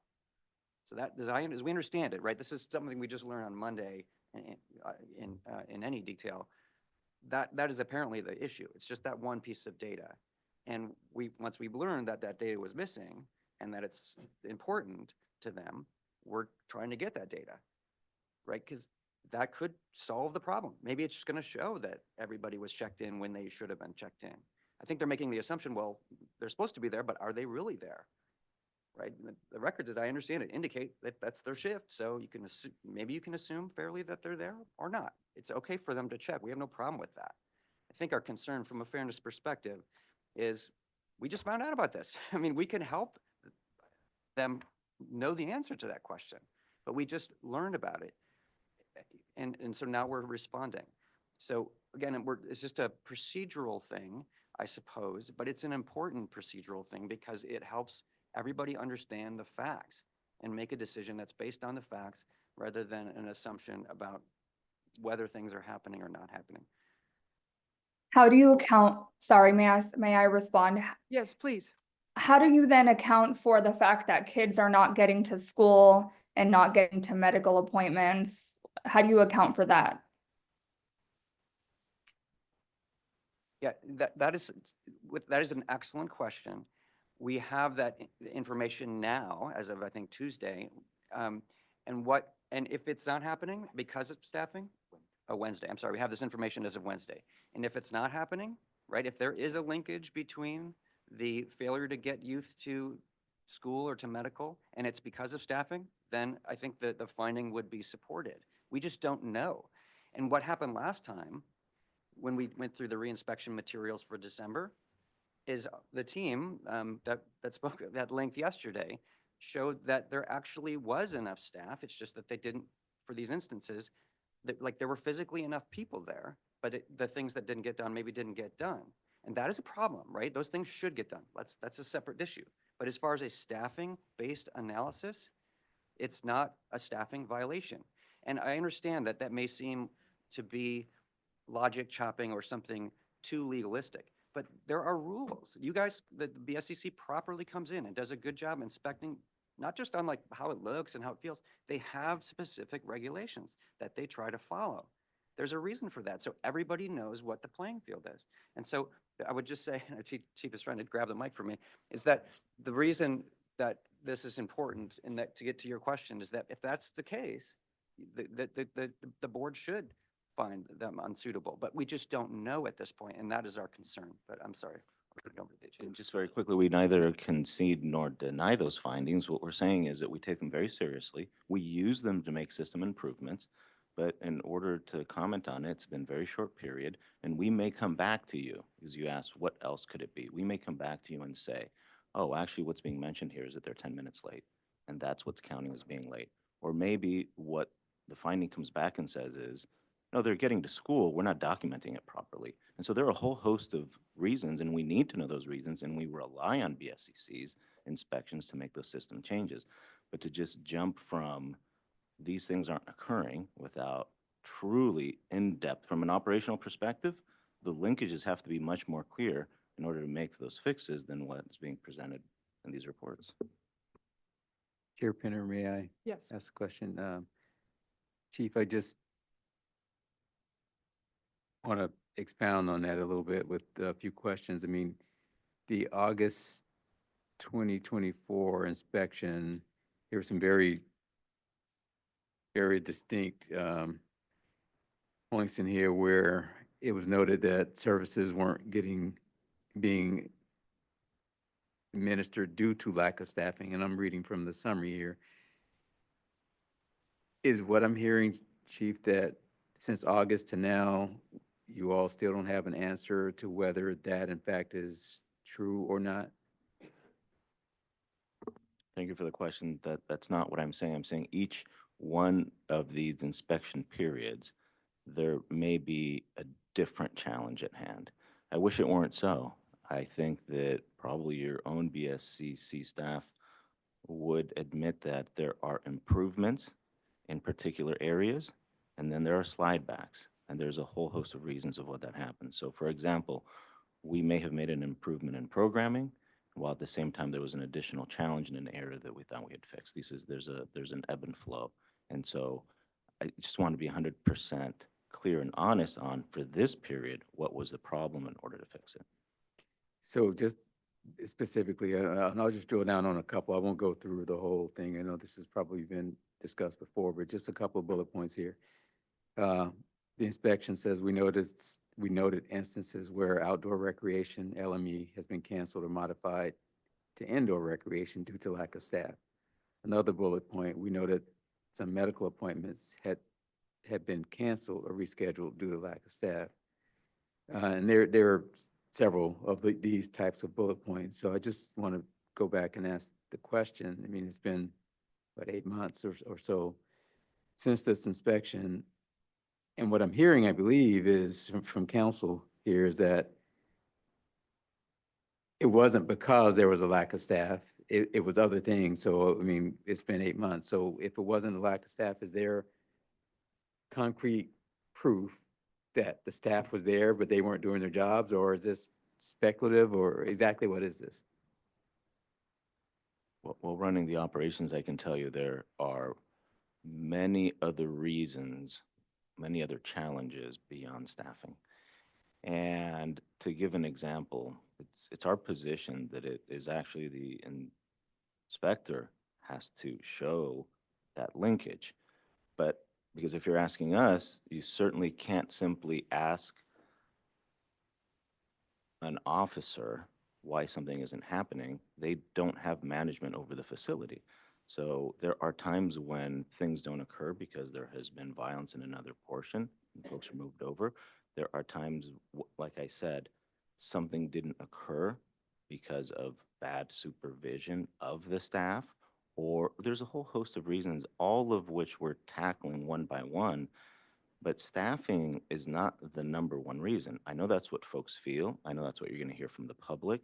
I know. But when you take a look at the sheer number, clearly there are other challenges in the facility, which we deal with on a day-to-day basis. They're not staffing based. It's not because of staffing. And just to be clear, and I'm not trying to be confrontational, I do understand that. What I'm asking though is, has that been looked into, if those are in fact the types of things that are causing these types of problems, rather than a hypothetical? Is there some type of investigation, proof on your end that says, no, it wasn't staffing, it was because of this? Because I'm hearing it in a Yeah. hypothetical sense, but I'm not hearing. No. And thank you for persisting to get the specific answer. I'm not giving you hypotheticals. What I'm telling you is that our management internal assessment, and including the CEO's compliance officer, have taken a look at the period that you're saying and said, look, the number of staff was there. Clearly, there was a mismanagement somewhere else. It pains me, right? They're all my responsibility, whether it's staffing or mismanagement, but we're before you on a particular issue and the facts matter. So I hope Thank you. Just to elaborate briefly, to the point of needing more time to answer those sort of questions, we took that time for the appeal that we just discussed a while ago.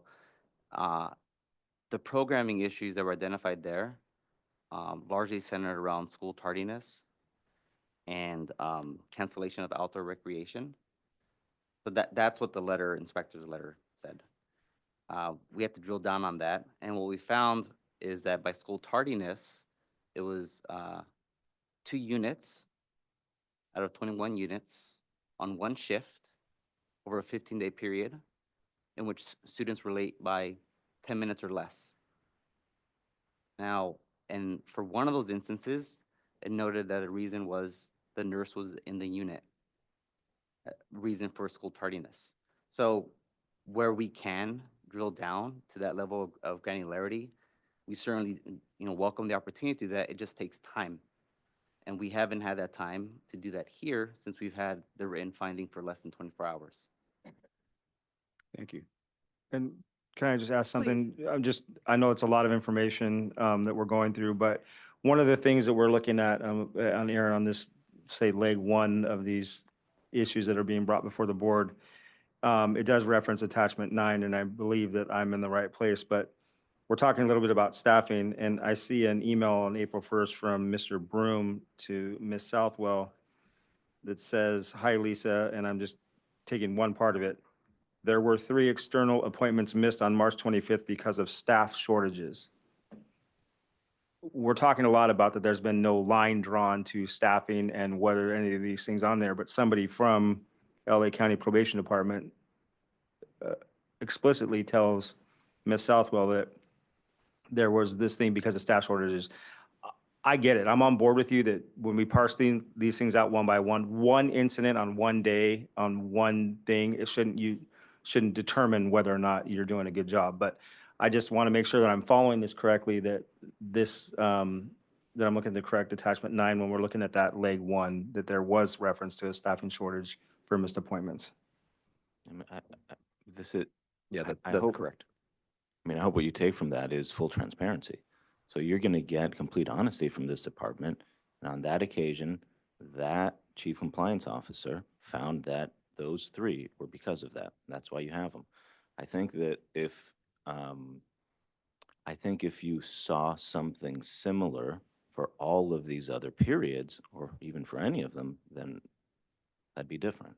I think what you've pointed out is that's an exception. Thank you, Chief. Something, Madam Chair.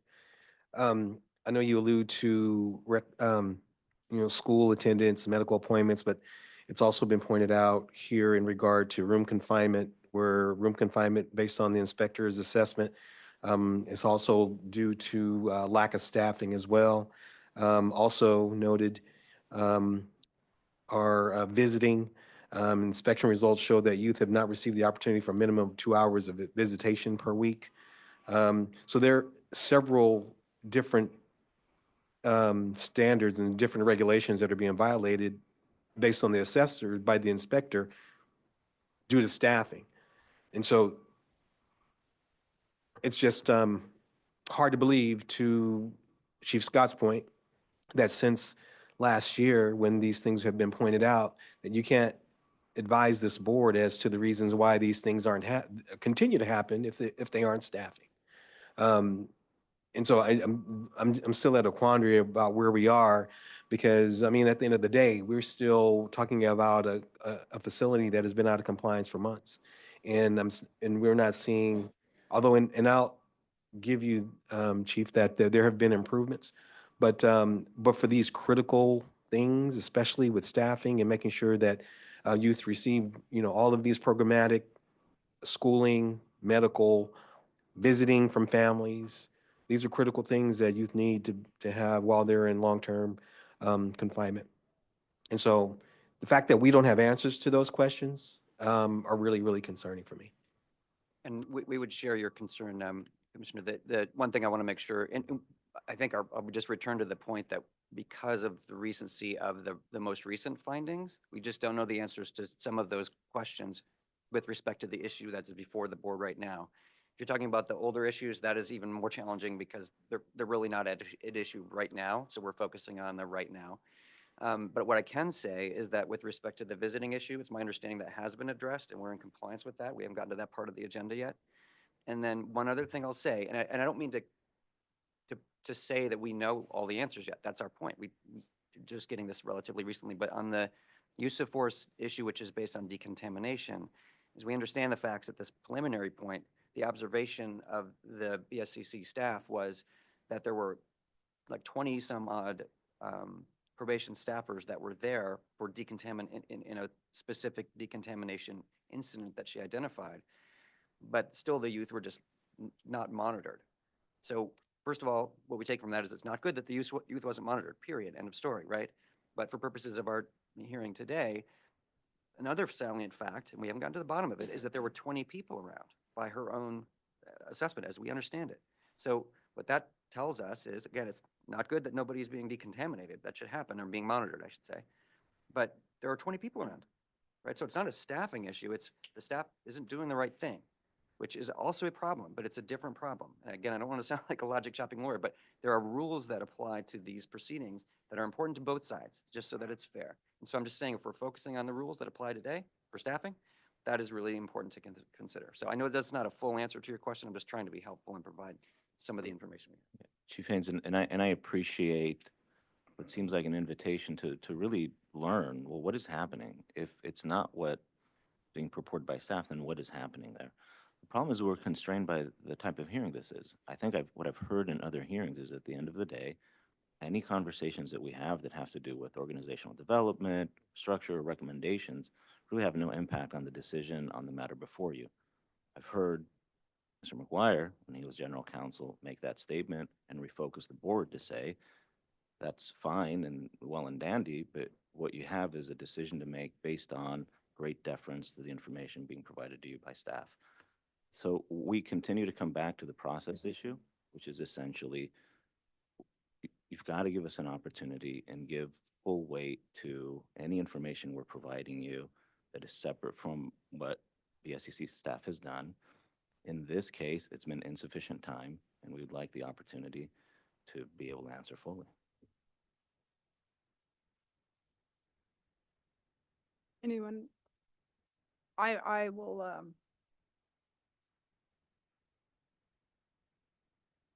a bit exasperated in that LA is claiming lack of time to come into substantial compliance when these issues have been ongoing for some time, and before this board repeatedly that I believe you requested a reinspection. We did the reinspection. We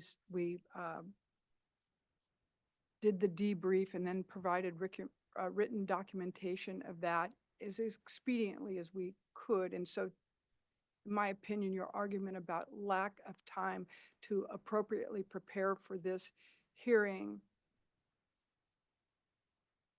does not motivate me or make me empathic towards LA County at this point, because it's a very long period of these kinds of out of compliance issues that we were faced with. And we continue to talk about being tardy and being late, but there are issues in this inspection that surround other issues that people are not raising in terms of use of force, in terms of restraints, and many other very serious health and safety issues. I think this, whether you want to talk about a change in your reporting system that made it hard for our inspector to get the kind of information she needed, she was able to discern from her most recent inspection that you continue to be out of compliance. And I don't want to get into a debate about why you changed the system or what it was and one thing and another. Those are matters that may be dealt with down the road, but we are before you now managing an issue that still continues to come down to a legal argument and legal interpretation of how this statute should be applied. And I don't want to muddy the waters with that. I also think there's a real issue here in terms of blending timelines of what happened when, what inspection and what proceeding was going on. And I want to ask the board to consider what's in front of us now and the timeline on that very issue. because it's important not to blend these events. And I, for one, support the recommendation. I want to consider more conversation if the board would like it. One comment, I don't even need a response. But all probation departments, juvenile halls, we are all subject to Title 15, Title 24 regulations, and you have to be in compliance with all of them. There's no substantial compliance. And so I'm hoping that as we move forward, that the department moves in that direction, understanding that you have to be in full compliance in order to be qualified to be able to run a facility under those regulations. And so you need to start thinking in those terms, is that, whether it's staffing or whether it's under use of force or whether it's under discipline, just one of those makes you out of compliance. And so having that kind of an understanding with your administration, I think would be helpful for staff and for all of you to understand that you have to be inspection ready at all times. All the probation departments have to be inspection ready at all times because of how the regulations govern our inspectors to administer what they do. And of course, that means, regular scheduled inspection, but it also means that inspections that are unannounced. And so that means inherently that you should be always ready to be inspected. So whether it's staffing, and we can talk about semantics of it, it's just one of many problems that we've seen. And so, of course, however one is affecting the other, you are tasked with making sure that all of those are being addressed. And I'm not saying it's easy, because it's not always easy. Every department, every facility has its challenges. And staffing is huge. It's a challenge across the state. But we figure it out. We have to figure out what you have to do to make sure that you're there. Just a comment. Thank you. I just would like to second what Chief Haynes has said. Knowing how difficult it is to meet full compliance 100% of the time, all the time, you still have to do it. And while it's difficult, some of the biggest supporters are being able to work together with all of the other criminal justice partners to be able to be on the same page and really take some of the technical assistance that the facility inspectors do give to be able to move forward towards that full compliance 100% of the time. Thank you. Thank you for raising that, because I know that there's been a great deal of technical assistance by our inspectors on the ground in LA, and it has been ongoing and continuous, and we still find ourselves here today. Pinner. Yes. Can we get a refresher on what Executive Director McGuire was asking us to Another good consider? point. Thank you, Chief. We're not ready for a vote yet. We're going to go to public comment, but if you want to restate the motion. Well, the recommendation. yeah, and apologies, because this is a little bit of a complicated agenda item that has a different recommendations. So there's excuse me, Madam Chair. There's basically six different recommendations that we have as part of agenda item G. So for purposes of we can finish the briefing on the full agenda item before we open up for public comment, or the issue of staffing is the staff recommendation for the item of staffing is number 1 and 2 under agenda item G, which is if you want to take these items up separately, Madam Chair. I think that is probably the better way to proceed, is to take those 2 items first, but we still need to go to public comment. Yep. If you have a public comment on Zoom, raise your hand. If you're calling in by phone, press *9 to raise your hand. And if we can get the timer up.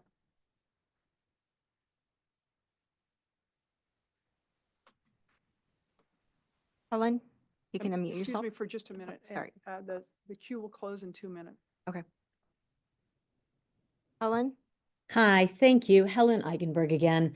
I live in Los Angeles County. I'm not a lawyer. I'm a constituent who's just really concerned about how we are taking care of our youth. The bottom line There is such a dance going on in this room right now that my head is spinning. The bottom line is Los Padrinos is failing. It's not working. You've been given so much time to get this right. I just as a human being, I just find it unconscionable that we can't get this right. LA County has more resources than any other county in California. We should be the North Star for good youth justice reimagined and youth and really supporting and healing and rehabilitating our youth. And we are not doing it in Los Padrinos.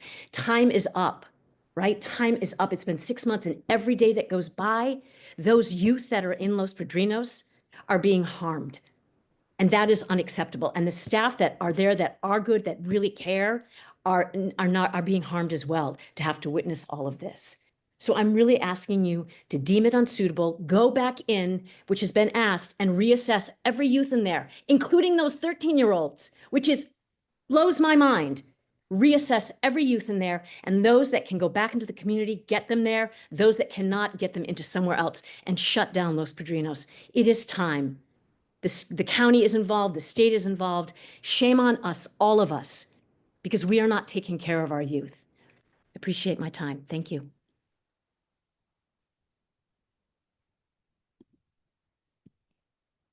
Sean, you can unmute yourself.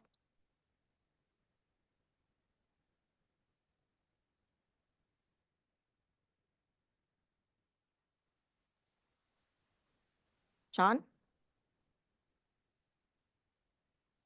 It will move to Lauren. You can unmute yourself. Hi, thank you. My name is Lauren Walchuk, and I am a constituent and a physician here in Los Angeles County, and also a volunteer organizer with Bend the Arc Jewish Action California, speaking on my own and on Bend the Arc's behalf today. Personally, I have experience working in correctional health as a county employee with the Correctional Health Services at Men's Central Jail, Twin Towers, and CRDF.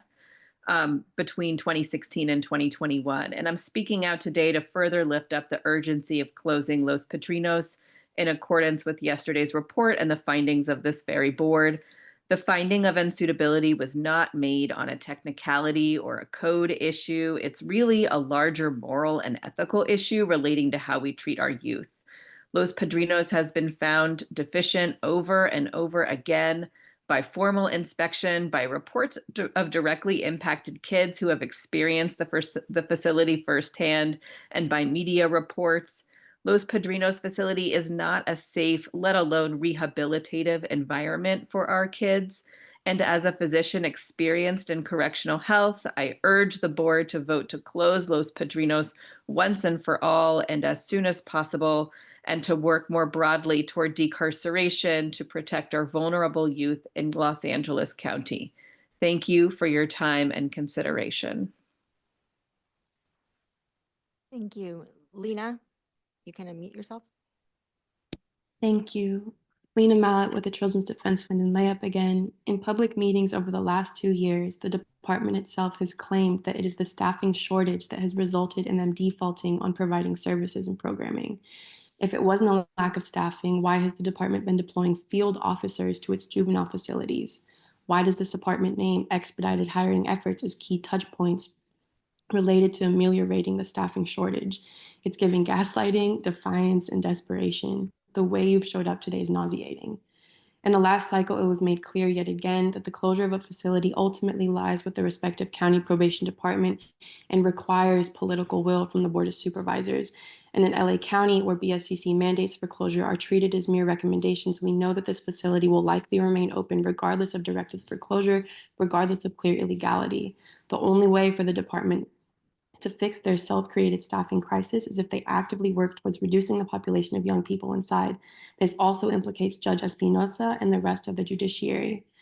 Los Padrinos remains unsuitable despite the LA County Board of Supervisors, 1, passing an unprecedented emergency motion in December, which granted the chief unfettered and unchecked power to bring the facility back into compliance, and 2, hiring a compliance officer whose sole purpose was to monitor and support corrective action efforts for both BSCC and DOJ settlements. Rather than committing all resources and capacity towards supportive decarceration of young people, the Board of Supervisors has repeatedly chosen to yield their support to the probation department. On December 16th of last year, Layup and 27 other partner organizations submitted a 30-page letter to the board and related county department stakeholders with data-driven policy recommendations that would reduce the number of young people currently inside. We have seen no action. We are calling on the state and folks listening in from Sacramento to acknowledge this as the crisis that it is. We are tired of asking for the same thing. We are tired of the county's negligence. We are tired of watching every single level of governance turn a cheek to the daily harm and abuse young people are experiencing inside as a result of inaction. Shut it down. Thank you. Yusuf, you can unmute yourself. Yes, this is Yusuf Miller, North County Equity and Justice Coalition, Saving Lives in Custody, California. And we've been hearing this same song and dance for the longest time. We need to find Los Padrinos unsuitable. If it walks like an unsuitable duck and it quacks like an unsuitable duck, it is an unsuitable duck. Let's get it together so that we can show an example of leadership and care and concern and compassion about the people who we are serving. We can't let them dance around and come up with all kinds of excuses on how we don't know this yet, we don't know that yet, we can't be sure of this or that yet. We've been dealing with this for years. So this excuse in song and dance, like someone said before, is nauseating, upsetting, and frustrating. And I know that most of you on the board, you feel the same, coming up against this issue all the time, back and forth, back and forth. Let's do something substantial. Let's do something that they can understand and appreciate throughout the community and for those facilities that are failing our children. Thank you. Thank you. Erin, you can unmute yourself. Hi, can you hear me? Can you hear me? Sorry, you couldn't hear me. Yes. Okay. This is Erin Palacios with Prisma Legal Center for Youth Justice. With respect to the staffing issue that I gather the board is taking up right now to re-find that the facility is unsuitable, I suppose my only comment to that is based on the presentation from Los Angeles, I would say the county should have been prepared to show that it was fully compliant, not waiting to find a report for little gotcha thing. This has gone on since June or July of 2024. And the fact that the county is waiting to hear rather than producing clear evidence of full compliance is absurd. The other thing I wanted to say is more of a question that I'm hoping the board will address prior to its next vote in finding certain areas compliant, which is that I am not sure, and I would like to know how the board is prepared to find compliance on any regulation for a facility that should not have youth in it to begin with. This facility, since December of last year, is operating in violation of state law by confining youth there. So I'm not sure how the first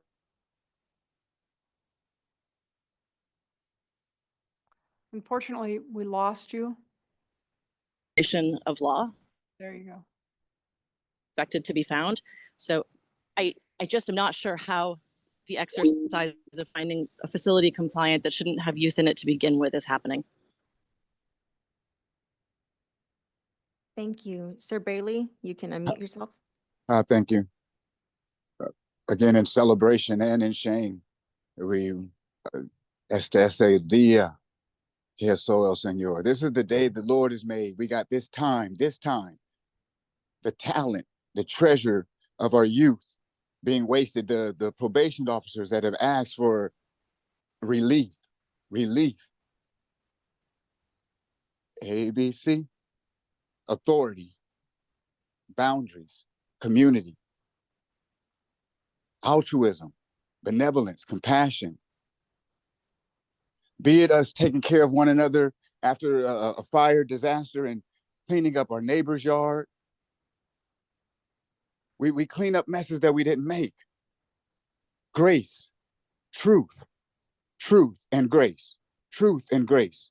The truth has been shared for years and so much grace given and still extended so that we can reconcile, restore, transform, be new. We know the world is watching. God is watching. Do the right thing as you have. We're praying for you. We're believing with you. freedom, love, safe, joy. The earth is the Lord's and the fullness thereof, the world and all that dwell therein. Let's set a good example. We keep us safe with buy-in, with hope, by faith, and love. This is Sir and Altadena. YJC, lay up. Lena, you're so awesome. All y'all, let's go. Let's get it. Freedom! Thank you. Thank you. Sean, you can unmute yourself. Thank you. Can you hear me now? Sorry about the problem before. Yeah, we can hear you. Great. The department is engaging in a bad faith attack on the BSCC's procedures in order to shift the issue away from their unquestionable failure to satisfy Welfare Institutions Code 209 by emptying Los Padrinos. Months ago, Los Angeles failed to submit an approved corrective action plan, failing to engage with the BSCC during the process and waiting until the last minute to file, giving the BSCC no opportunity to do anything but approve or reject. Los Padrinos then became unsuitable by operation of law. At that point, not to do with inspections, but because of the failure to file an approved cap. They then failed to make a timely appeal to the denial of the cap. And then the system broke down. And the breakdown is not a failure of the BSCC to meet some imaginary burden to which the LA Probation Department would like to hold you to. The breakdown is that the department continued to operate an unsuitable facility for more than 60 days. Let me read the section from WIC 209. The facility shall not be used for confinement of minors until the time the judge or board, as the case may be, finds after reinspection of the facility that the conditions that render the facility unsuitable have been remedied and the facility is a suitable place for confinement of minors. That means that the inspectors have to find complete compliance, complete suitability, or else there isn't any sort of burden that hasn't been met. It doesn't matter if it's staffing or some other reasons. If the conditions haven't been remedied, the facility shall not be used. I'd also like to remind everyone that past California attorney generals have said that it is not the BSCC's job to enforce its unsuitability finding, but that the State Department of Justice should enforce accountability by criminally charging the probation chief with willfully violating the law. That Los Padrinos is still open can be described as the only word I have for it is Trumpian. Thank you. Cornelius, are you on the call?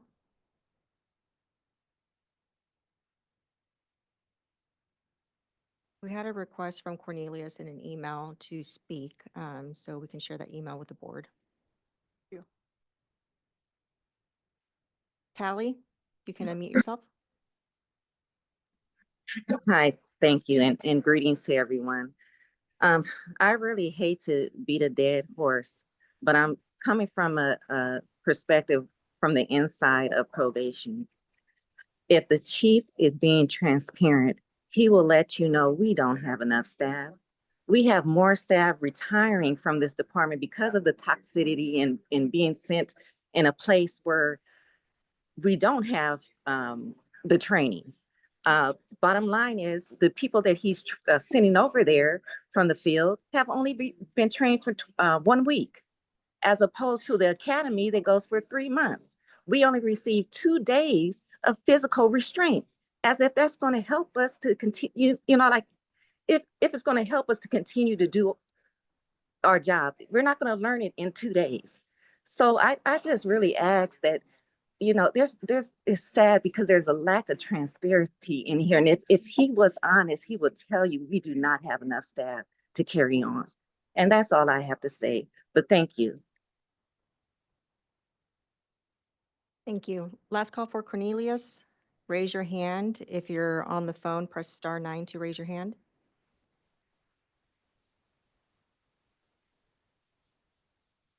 Cornelius, you can speak.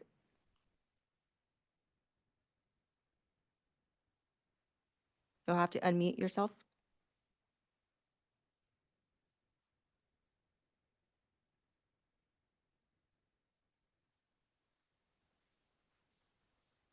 Olivia? Hi, Olivia Shields with Urban Peace Institute and LA Uprising Coalition. I just wanted to uplift the importance of decarceration in the context of Los Padrinos and the unsuitability. The probation department continues to duck and dodge responsibility and accountability when it comes to the failures to remain in compliance. And we continually talk about staffing and the issue with staffing, but when we're also thinking about the staffing crisis, we need to think about the depopulation of this facility and how important it is for young people to be able to come home and be supported in community and be supported by care teams. On December 16th, 2024, Layup and 27 partner organizations submitted a letter to the Board of Supervisors, and we discussed issues related to intake and override, revising bench warrant protocols, CDP and arrest from first orders, community care teams, and removal of certain administrative duties from the probation department. We need to start implementing solutions that we know work and that are tied to community and tied to folks who are most impacted by these issues. And I just ask that the board please continue to hold probation accountable and find Los Padrinos unsuitable today. Thank you.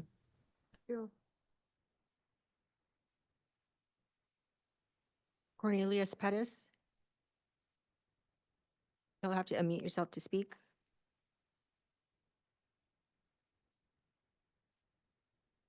And that's it for public comment. We'll share the email with the board. Okay, thank you very much.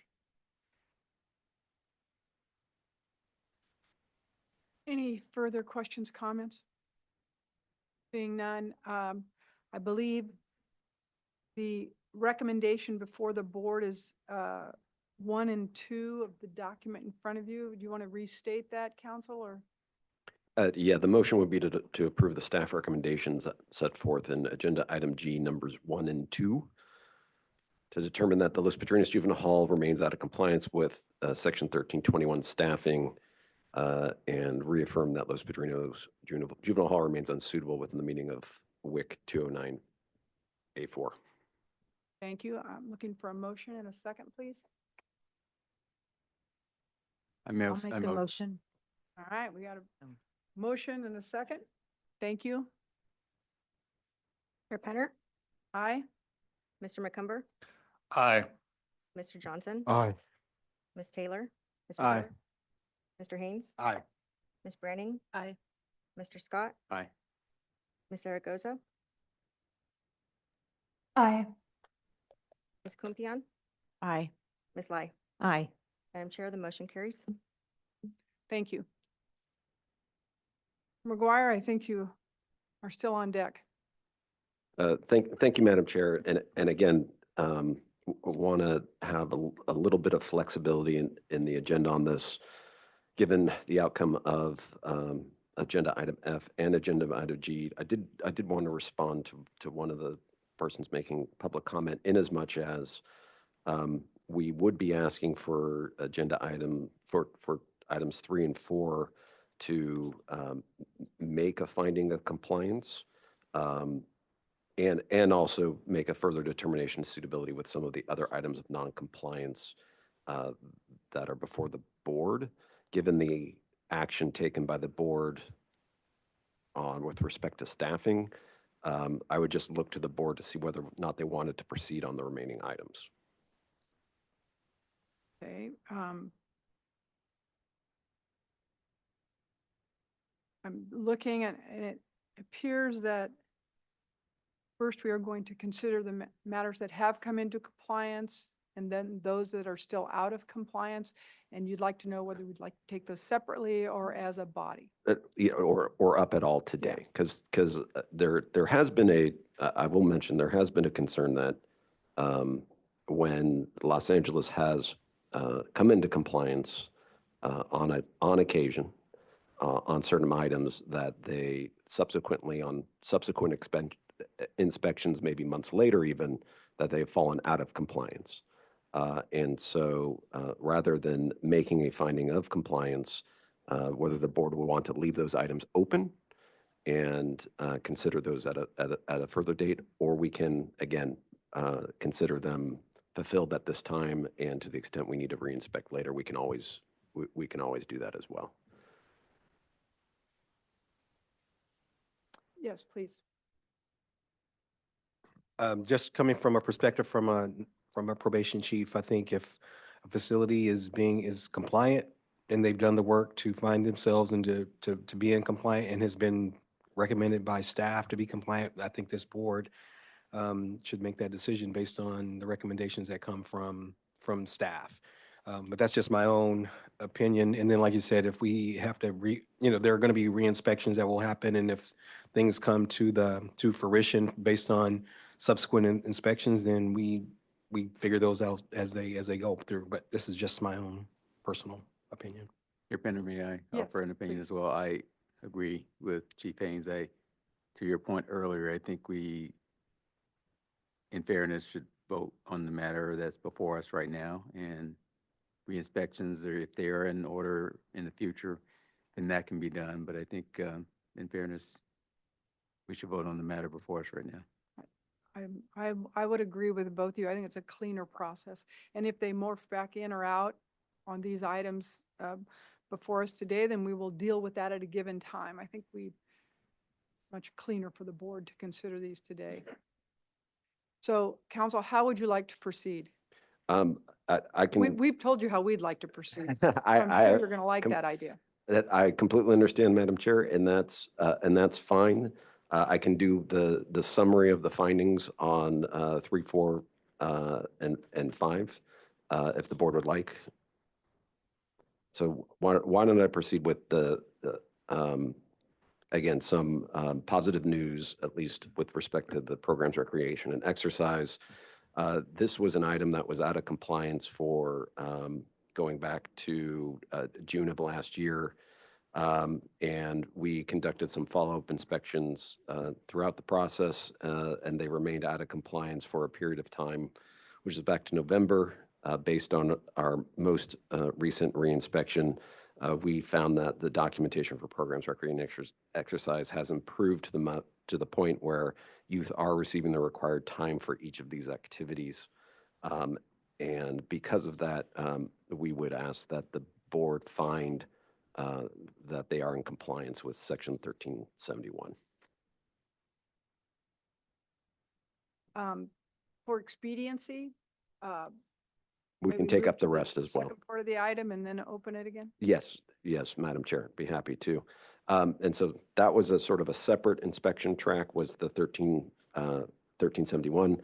The remaining 9 items have to came out of the former comprehensive inspection report, which occurred between October 13th and 23rd, 2024 from last year. The 9 items of noncompliance are set forth in the board report. The following items, based on our review, they did, and I just want to point out, they did submit a approved corrective action plan with the board, and based on our follow-up inspections, we determined that the county was in compliance with Section 1355, institutional assessment and plan, with Section 1361, grievances, Section 1374 on visiting. So those items are back in compliance. However, the following items were not corrected based on our reinspection, which is Section 1354.5, room confinement, Section 1357, use of force, Section 1358.5, the use of restraint devices for movement and transportation, Section 1390, discipline, Section 1391, discipline process, and Section 1480, standard facility clothing issue. The summary of those items of noncompliance can be found in the inspection report from April 9th. And with that brief summary, if there aren't any questions, we'd ask that the board adopt the staff recommendations 3, 4, 5, and 6 in agenda item G. Thank you. Any comments, questions from the board? Just a couple things, Madam Chair. So I just want to echo what the Chief Haynes and Chief Scott have said, is that I do think that we need to point out the fact that in number 4, these items have been brought into compliance, and I think LA should be recognized for that. And I know it's for all of you out there that have commented, and for some of you that are probably motivated more for decarceration than compliance. It is my feeling that our job here is to get people into compliance and do things correctly, as opposed to be punitive. We should be helping each other go in the direction of compliance. So when we do find ourselves going into compliance, and just again, for those of us that run facilities, when you're given a list of things that you're doing wrong and you're trying to knock these things off, and then you find yourself that you've figured some of it out, it needs to be acknowledged, and it needs to be commended. And so I commend LA for doing these three things.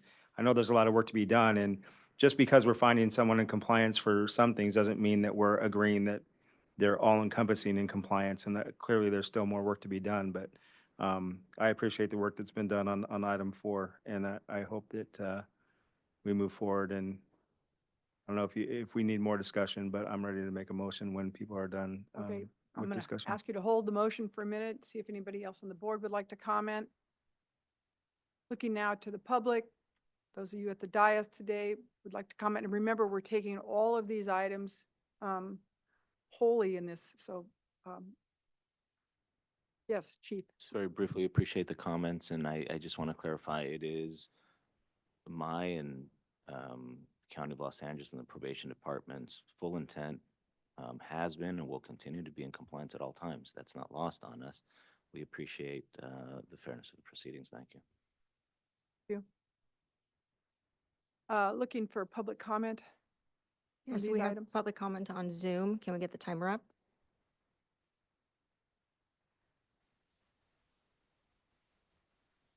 And the queue will close in 2 minutes.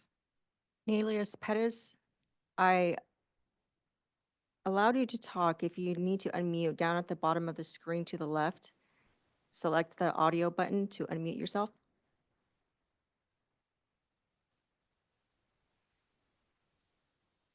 Okay, we'll move to Sean. Hi, thank you. The compliance versus decarceration framing is, can you hear me? Yes. Yes, I will say is maybe more true than I would like to admit in some cases. However, in this case, going back to what Ms. Palacio said earlier, this facility should have 0 youth in it according to WIC 209. And there is no way for Los Padrinos to be compliant while it still has youth in it. So in this case, decarceration and compliance are actually the same thing. Thank you. Thank you. Thank you. And I did hear someone speaking. Cornelius, were you able to unmute yourself? Okay, can you hear me now? Yes. There you are. Okay, no problem. Thank you for allowing me to speak. I really don't have much to say. I think I've heard everything, and I think we're pointing in the right direction to do what you do. Have a wonderful day. Thank you. Yusuf?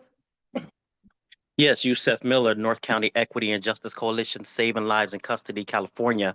And I think there should be a distinction between being in compliance and habitually out of compliance, because we do this round robin, the times where they're in compliance and out of compliance, in compliance, out of compliance. We should make sure that there is a tickler file to address habitual out of compliance, whether it's within the past 2 or 3 inspections or whatever it is, so that we can't just keep doing this trampoline of in and out of compliance. So I think that's something we need to add and look at so that we can actually see the larger profile of a particular facility. And like was said earlier, out of compliance and decarceration in this case is the exact same thing. Thank you. Thank you. KN? You'll have to unmute yourself to speak. Okay, we'll move to Supervisor Han. Good morning. Thank you. I've been listening to this whole proceedings, and I feel compelled to make sure that BSCC knows that the County Board of Supervisors is fully committed to continuing to work to bring Los Padrinos into compliance. This facility is in my personal supervisorial district, and I am so invested in this facility. I've been spending more time out there, getting to know the youth that is incarcerated within, my purview, and communicating with the young people on a regular basis for what they need, everything from they want better food to better clothes to better programming. And it pains me literally to hear that they are not getting the basics of being able to go to school, find time for visitation, for exercise, for programming, for their medical appointments. But I want you to know that the Board of Supervisors has given our Chief Probation Officer full authority, along with all of our departments in the county, like our Department of Mental Health, our Department of Health Services, our Department of Youth Development, to work in cooperation with him to do everything we can to make sure that these young people have what they need. Los Padrinos is the only place right now for predisposition youth. So I feel like this is where they are. And in the meantime, if in fact we ever close LP, I want you to know that we're going to do everything we can to be in compliance. It seems like an impossible job sometimes when I'm facing this. But just know that I'm personally committed to this and appreciate your interest in Los Padrinos, because I know we all care about the young people equally. Thanks. Thank you. Aaron Palacios, you can unmute yourself. Thanks. Can you hear me? Yes. I apologize for background noise. I'm on vacation and it's loud here. I think the board right now is essentially making a mockery of its own findings by taking this up. I can't speak for him, but I think there's a reason that Mr. McGuire suggested the board might want to table this item, and it's that the board is likely right now to make conflicting findings. It just found a facility continues to be unsuitable. There is no way that it can be found compliant on any juvenile facility regulation in a facility where it is not legally permitted to house or confine youth. You can't be compliant with programming when you're not allowed to be providing programming because you're not legally allowed to have young people there. You cannot be compliant with visiting when no one should be having to visit a young person there because they are not legally permitted to be confined there. The county is not just in violation of all of the regulations, it is in violation of state law. For the board now to find it compliant is frankly completely and utterly preposterous. I have to say, I often relish when the board makes bizarre and conflicting findings. It makes my life sometimes easier. In this case, I think it just makes everything harder, including for the board. The LA has decided to disregard the board's prior findings. It doesn't need a pat on the back from the board members who may feel sorry for them just because they have the similar experience of operating facilities. Frankly, what that says to me is that there is a major conflict of interest in having people who operate facilities in this state be part of the oversight body for those facilities.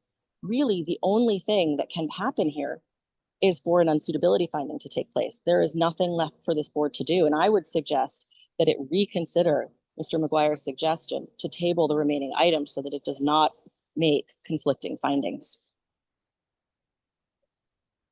Thank you. Any members of the public out in the audience here today wish to speak?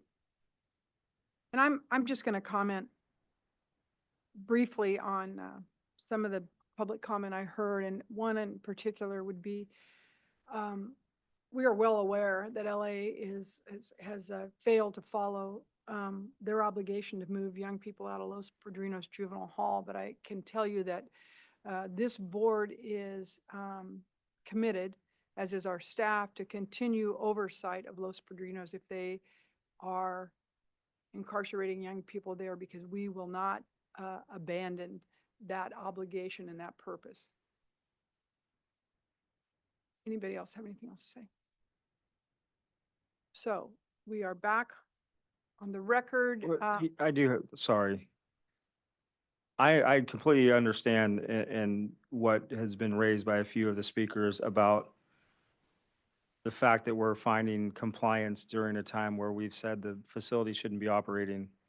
I think that that's something that I will just fall on the sword and say I did not consider when I first started speaking about giving some credit to this. But I would say is our other option to not do inspections during the time that this is still operating. And just to clarify my comments on decarceration, I also understand the sentiment and probably agree. I do agree with the comments that have been made that children shouldn't be in this facility. So if we're talking about that specific thing, I'm in agreement with the speakers.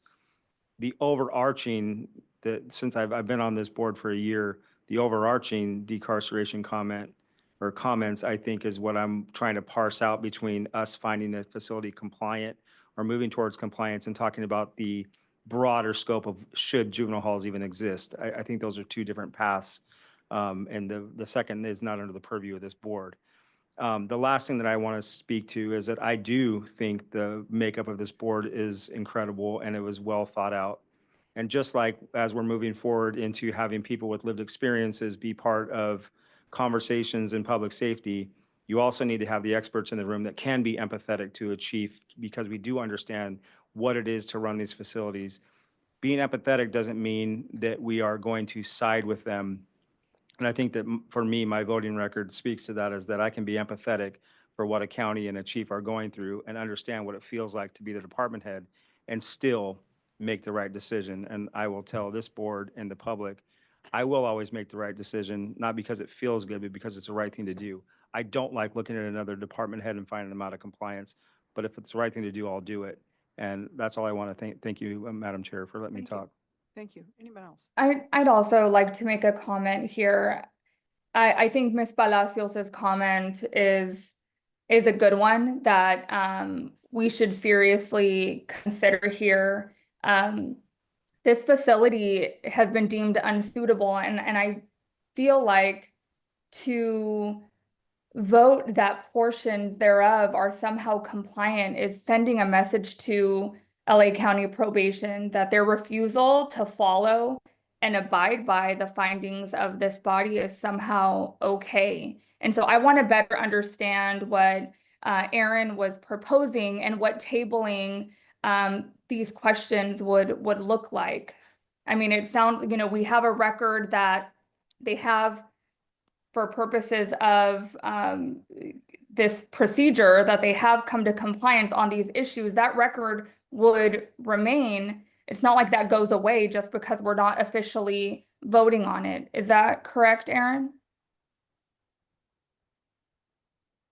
So the issue is in terms of the framework of how the inspection framework works is we do the inspection, we issue an inspection report. If there are items of noncompliance, the county is required to submit an approved cap within 60 days, and then they have a reasonable period of time not to exceed 90 days to come into compliance. And if they fail to come into compliance within the reasonable period of time, not to exceed 90 days, then the board is required to do what's called the determination of suitability in Welfare and Institutions Code Section 209D. So the reason why some of these items are before the board is to evaluate whether or not they've come into compliance within that 90-day window.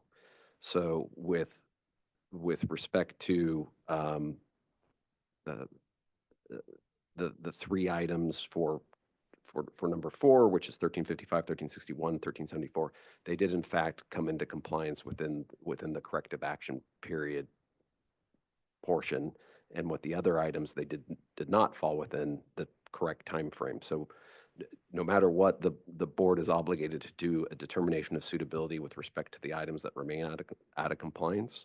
And it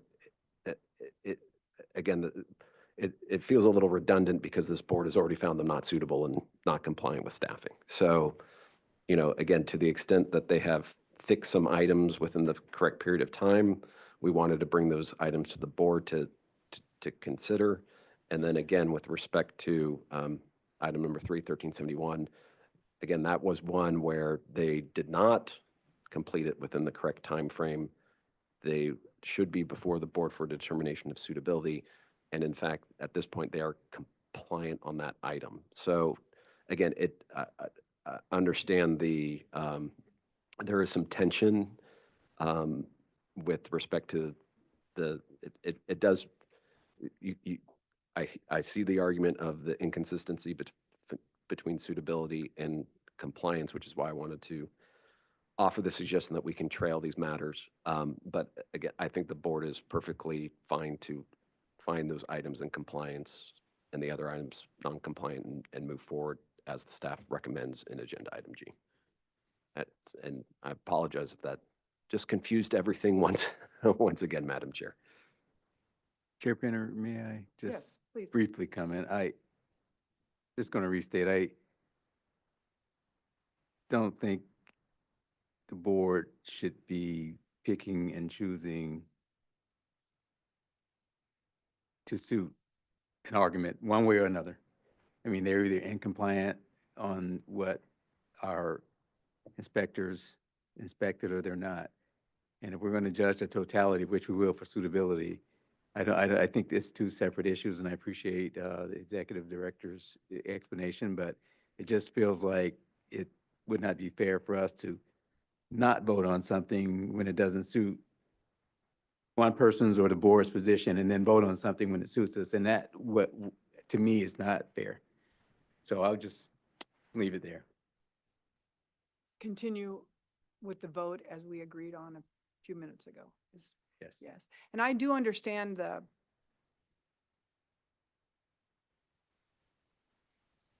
seems illogical that LA has ignored the order to vacate the facility and continues to operate, and we now are before them looking at items of suitability.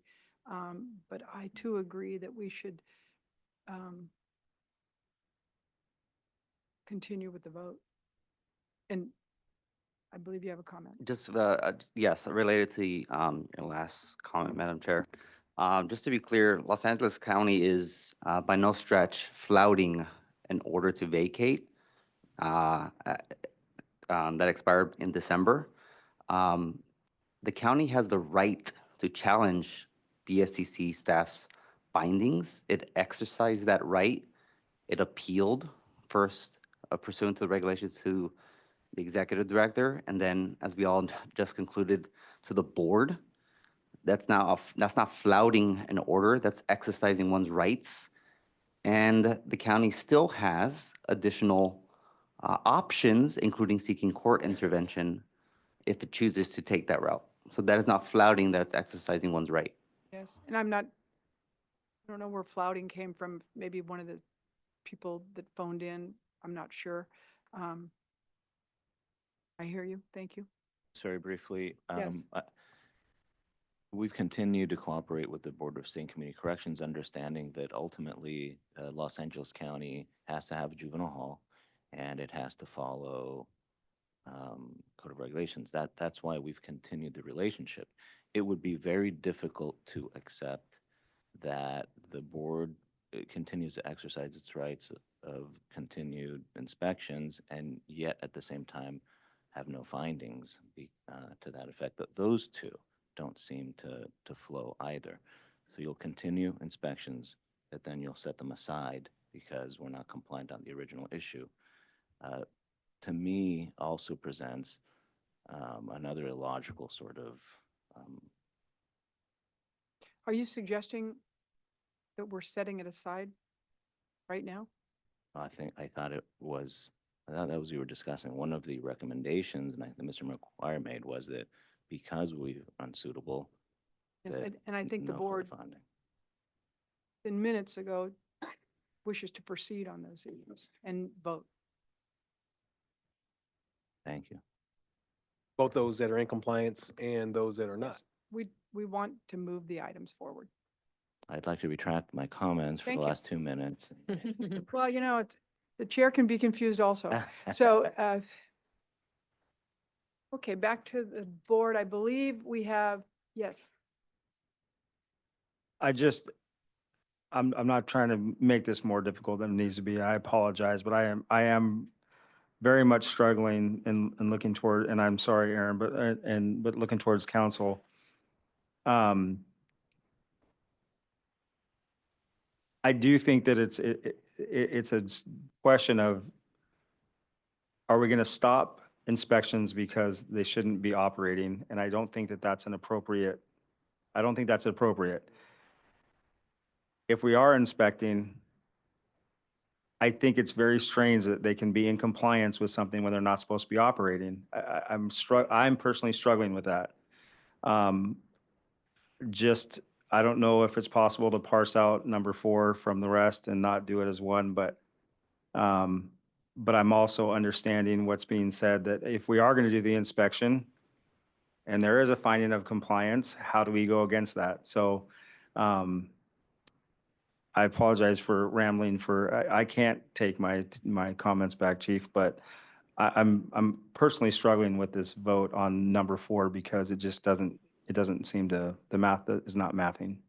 Well, I will say this, I trust the process, and I'm gonna go with that. We may have legal disagreements out there on many of these sections that are in this sort of difficult regulatory process that we find ourselves in, but as a body, we've agreed to go in and do the reinspection. We've done the reinspection. I think it's fine to have on the record because it's clean and it's precise and it helps us move down the road where they were found in compliance and where they were found out of compliance, understanding that we've come to the end of an appeals process, and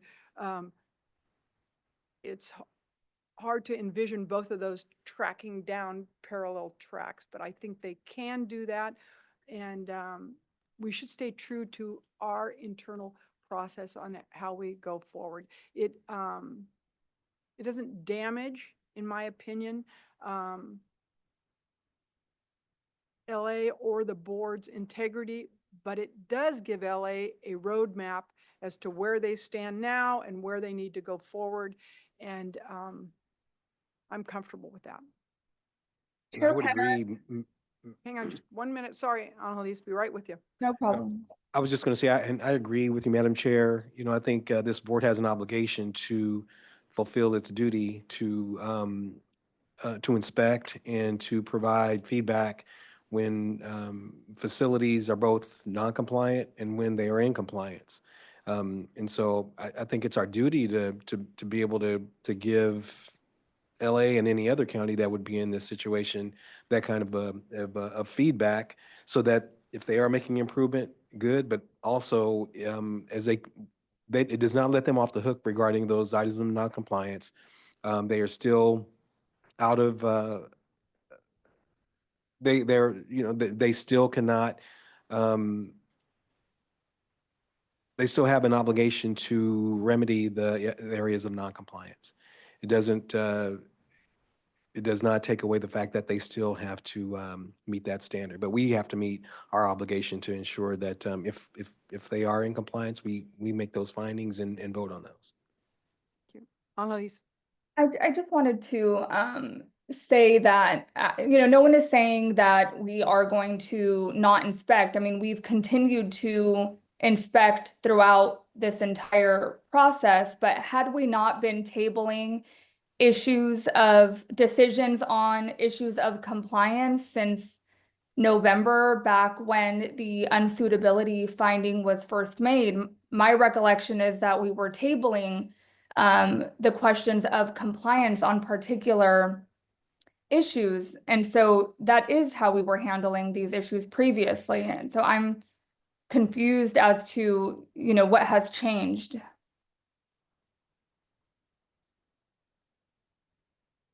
I guess what I think you're referring to is that we continued down the road of the lack of compliance in terms of staffing and tabled these other items. Is that what you're suggesting? Right. Once the unsuitability finding was made, we tabled questions of compliance because of the unsuitability finding, which is essentially where we are still. Well, I would not disagree with your assertion. I would disagree with your conclusion. but I'll let council, Yeah, and maybe I can, I should call you executive director. the forgive me. executive director, I yeah. apologize. I've done that twice. I'm My, having a hard my time. my old hat. But yeah, I'll try to see if I can provide some explanation on that, which is, so again, so item number 3 on the agenda, which has to do with programs, recreation, and exercise, that their timeline for corrective action had expired at a point where that item could have been heard in November. And in terms of building the agenda at the time, there was some discussion about would it make sense to have the 1371 on calendar when the facility was already unsuitable, basically? And is there value to basically doing a double unsuitability finding at the time? And the thought, at least, was in building that agenda was they're already unsuitable. We don't need to make them more unsuitable at this point, which is why we trailed it. And when we were building the agenda for this meeting, it was not clear what, and again, to the timing of when the inspection was complete, the inspection report was complete, the appeal that was heard yesterday, we wanted to make sure any item in which they might be in or out of compliance with was before the board, because we weren't sure where they might have been falling when we had to post the agenda, frankly, and building the agenda. So that's why all the items are before the board to consider. And to board member Zaragoza's point, there is flexibility for the board to take these items up or not take these items up. I actually don't have a recommendation on which is the preferred tactic. I think it is perfectly fine for the board to approve the staff recommendations as is. If the board was inclined to take different actions on those other remaining items, that's certainly within the board's purview as well. Okay. There's been a fair amount of discussion about taking these items as we see them in our agenda, or our agenda item, I should say. I think the way to adopt both methods is, if you disagree with taking these items forward, you may vote against it. If you would like the items to go forward, you can vote affirmatively. Is that comfortable for the board? Yes. Right. So I think where we are is adopting, or I need a motion for items 5, 3, 4, 5, and 3, 6. 4, 5, and 6. Thank you.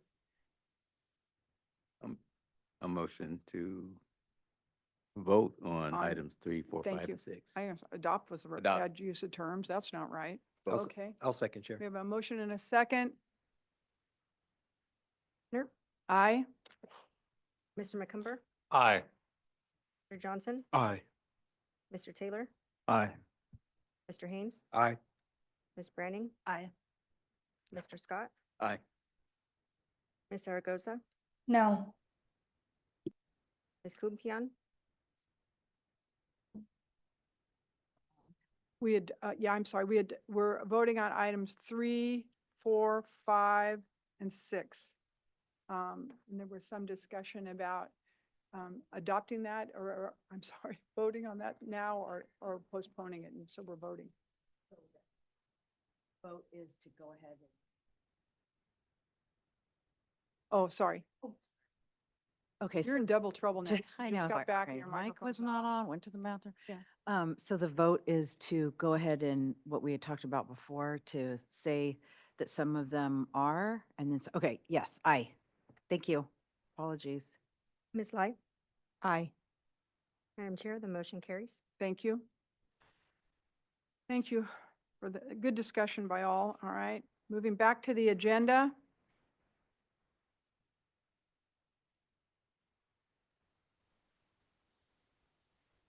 Is there a closed session today, Kel? Madam Chair, I do not believe closed session is needed today. Okay, now we're on to item 6, public comment. This is the time where anyone on any item may make public comment, and looking to see if we have anyone ready for public comment at this point. Before we do public comment, I do want to take Ms. Lai's votes for agendas items A and B.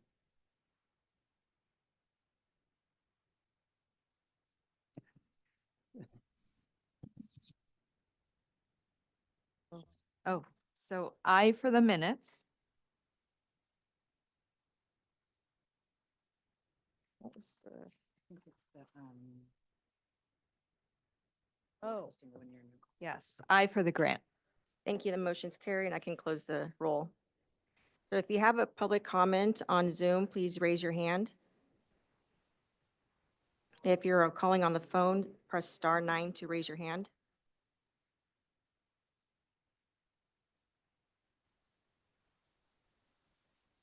Lauren, you can unmute yourself. Hi, yes, thank you. Again, my name is Lauren Walchuk. I'm a physician and constituent in Los Angeles County and speaking on behalf of myself as well as Ben the Ark Jewish Action California. I want to reiterate to the board that the points that have already been made, that Los Padrinos was indeed found to be unsuitable last November. We're coming up on 6 months.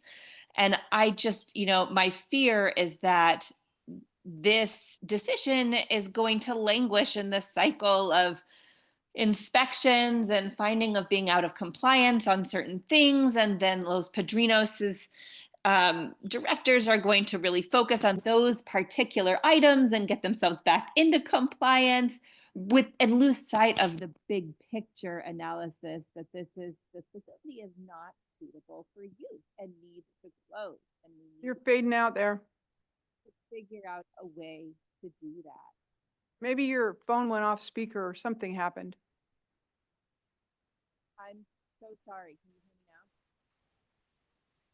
now? I think we did get the bulk of your message, if that is suitable to you, because we cannot hear you any longer. I'm speaking again. I don't know if you can hear me. You do, and you have about 40 seconds to go. Thank you. And I just want to draw parallels to what's happening in Los Angeles County at Men's Central Jail, where our county found that facility to be unsuitable and ordered for closure coming up on 5 years ago now, and it remains open. And I don't want to see that story repeat with Los Padrinos. We need to take action, and it needs to be urgent, and we need leadership from the BSCC.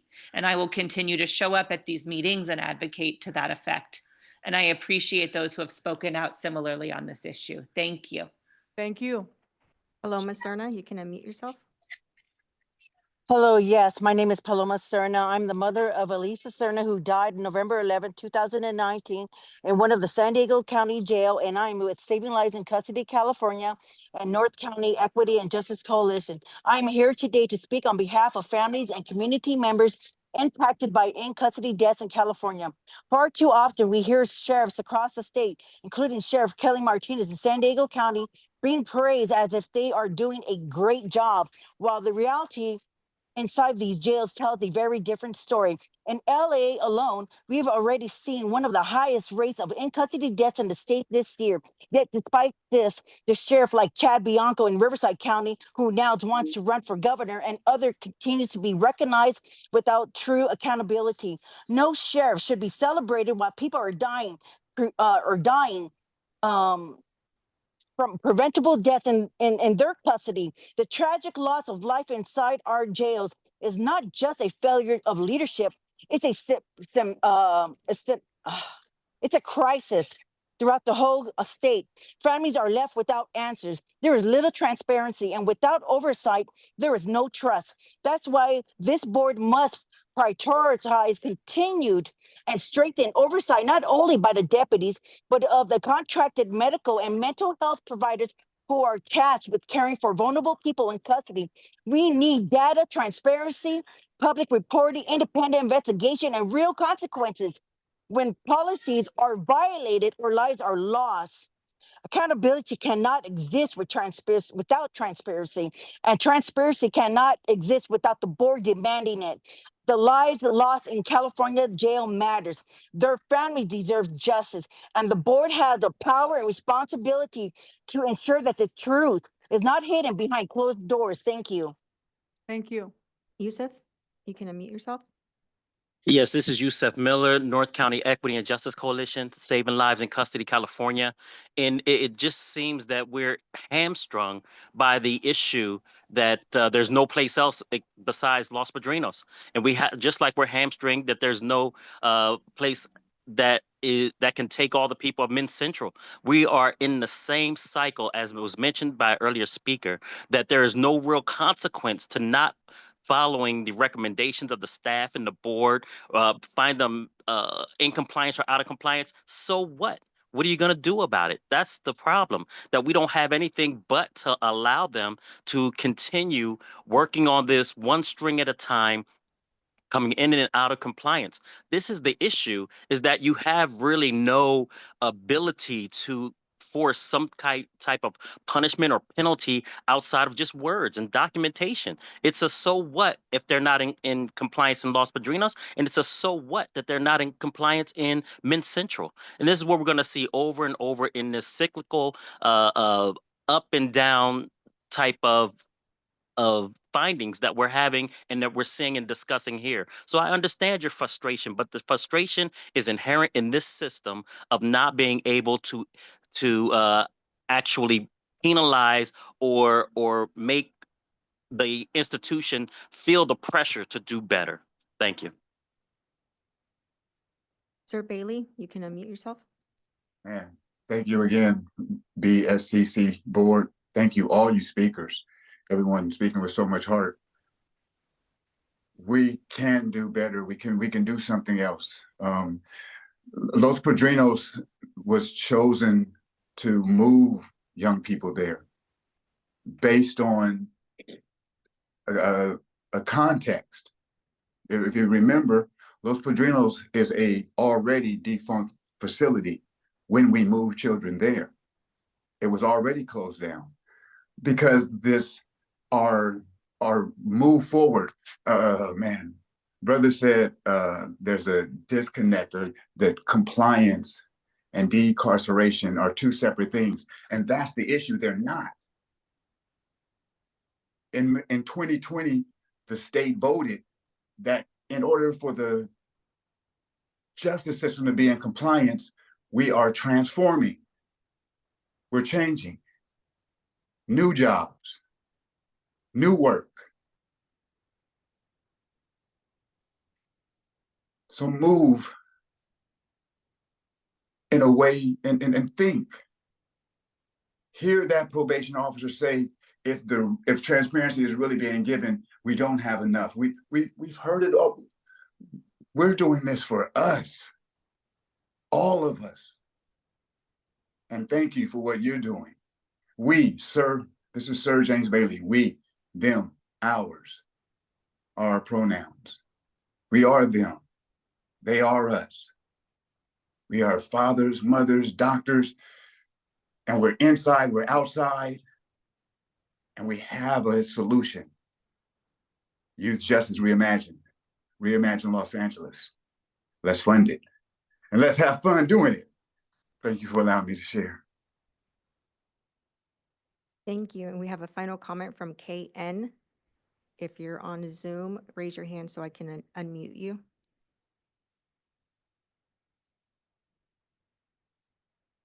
KN. And that's it for public comment.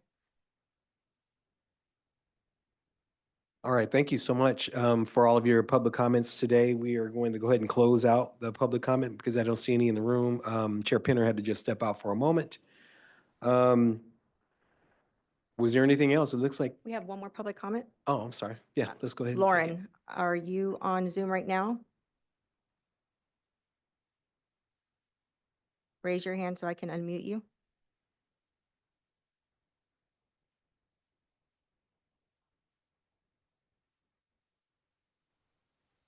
Lauren, you can speak now.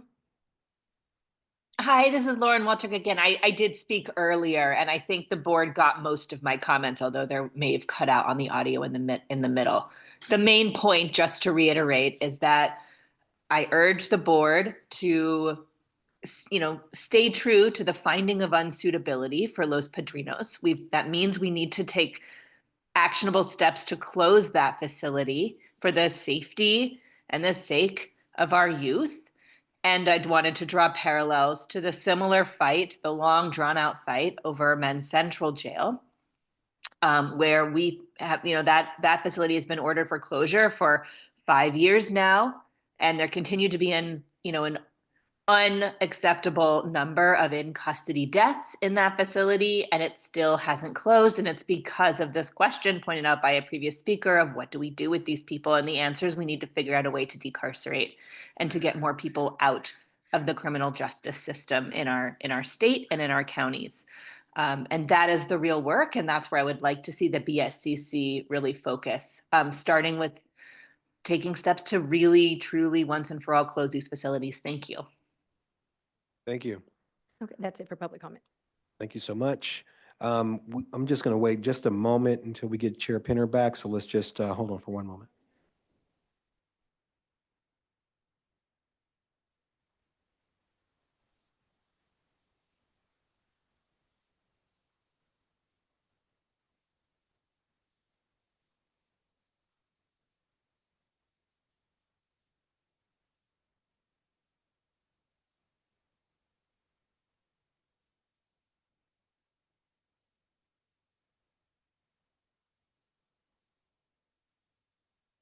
Thank you. I apologize for my delay.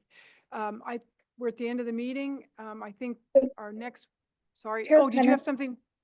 Yes. Yeah, but I need to clean up my no vote because I want to make clear that I am voting on yes on the continued determination of unsuitability. I want to make that crystal clear. My no vote was in response to this issue of voting on the items that have been deemed now to be in compliance. I do feel like we probably should have separated those two issues because I heard from at least one other board member that they were struggling with moving forward with that particular vote. And by conflating them, I think that that is lost. So whereas I would like to vote yes to the continued determination of unsuitability, I am opposing voting on the issue of compliance for the items that the board has found that they are now in compliance on. So I see this as two separate questions. And so if we don't separate them, then my vote is going to be misinterpreted as to both of these issues. I hear you, and I would not deem you to vote that they were suitable in any way, shape, or form. I understand the complexity of what we asked you to do, and I don't have a solution for you. We'll consider all of that down the road. The board chose to proceed this way, and that's our landing spot right now. But the clarity you offer is understandable. And I think we can reflect that in the minutes. Yeah, I think that's fair. Okay, so now I'm going to adjourn the meeting, and we'll see you, is it June 12th? Yes. June 12th. Yeah. Thank you all. Thank you for your participation.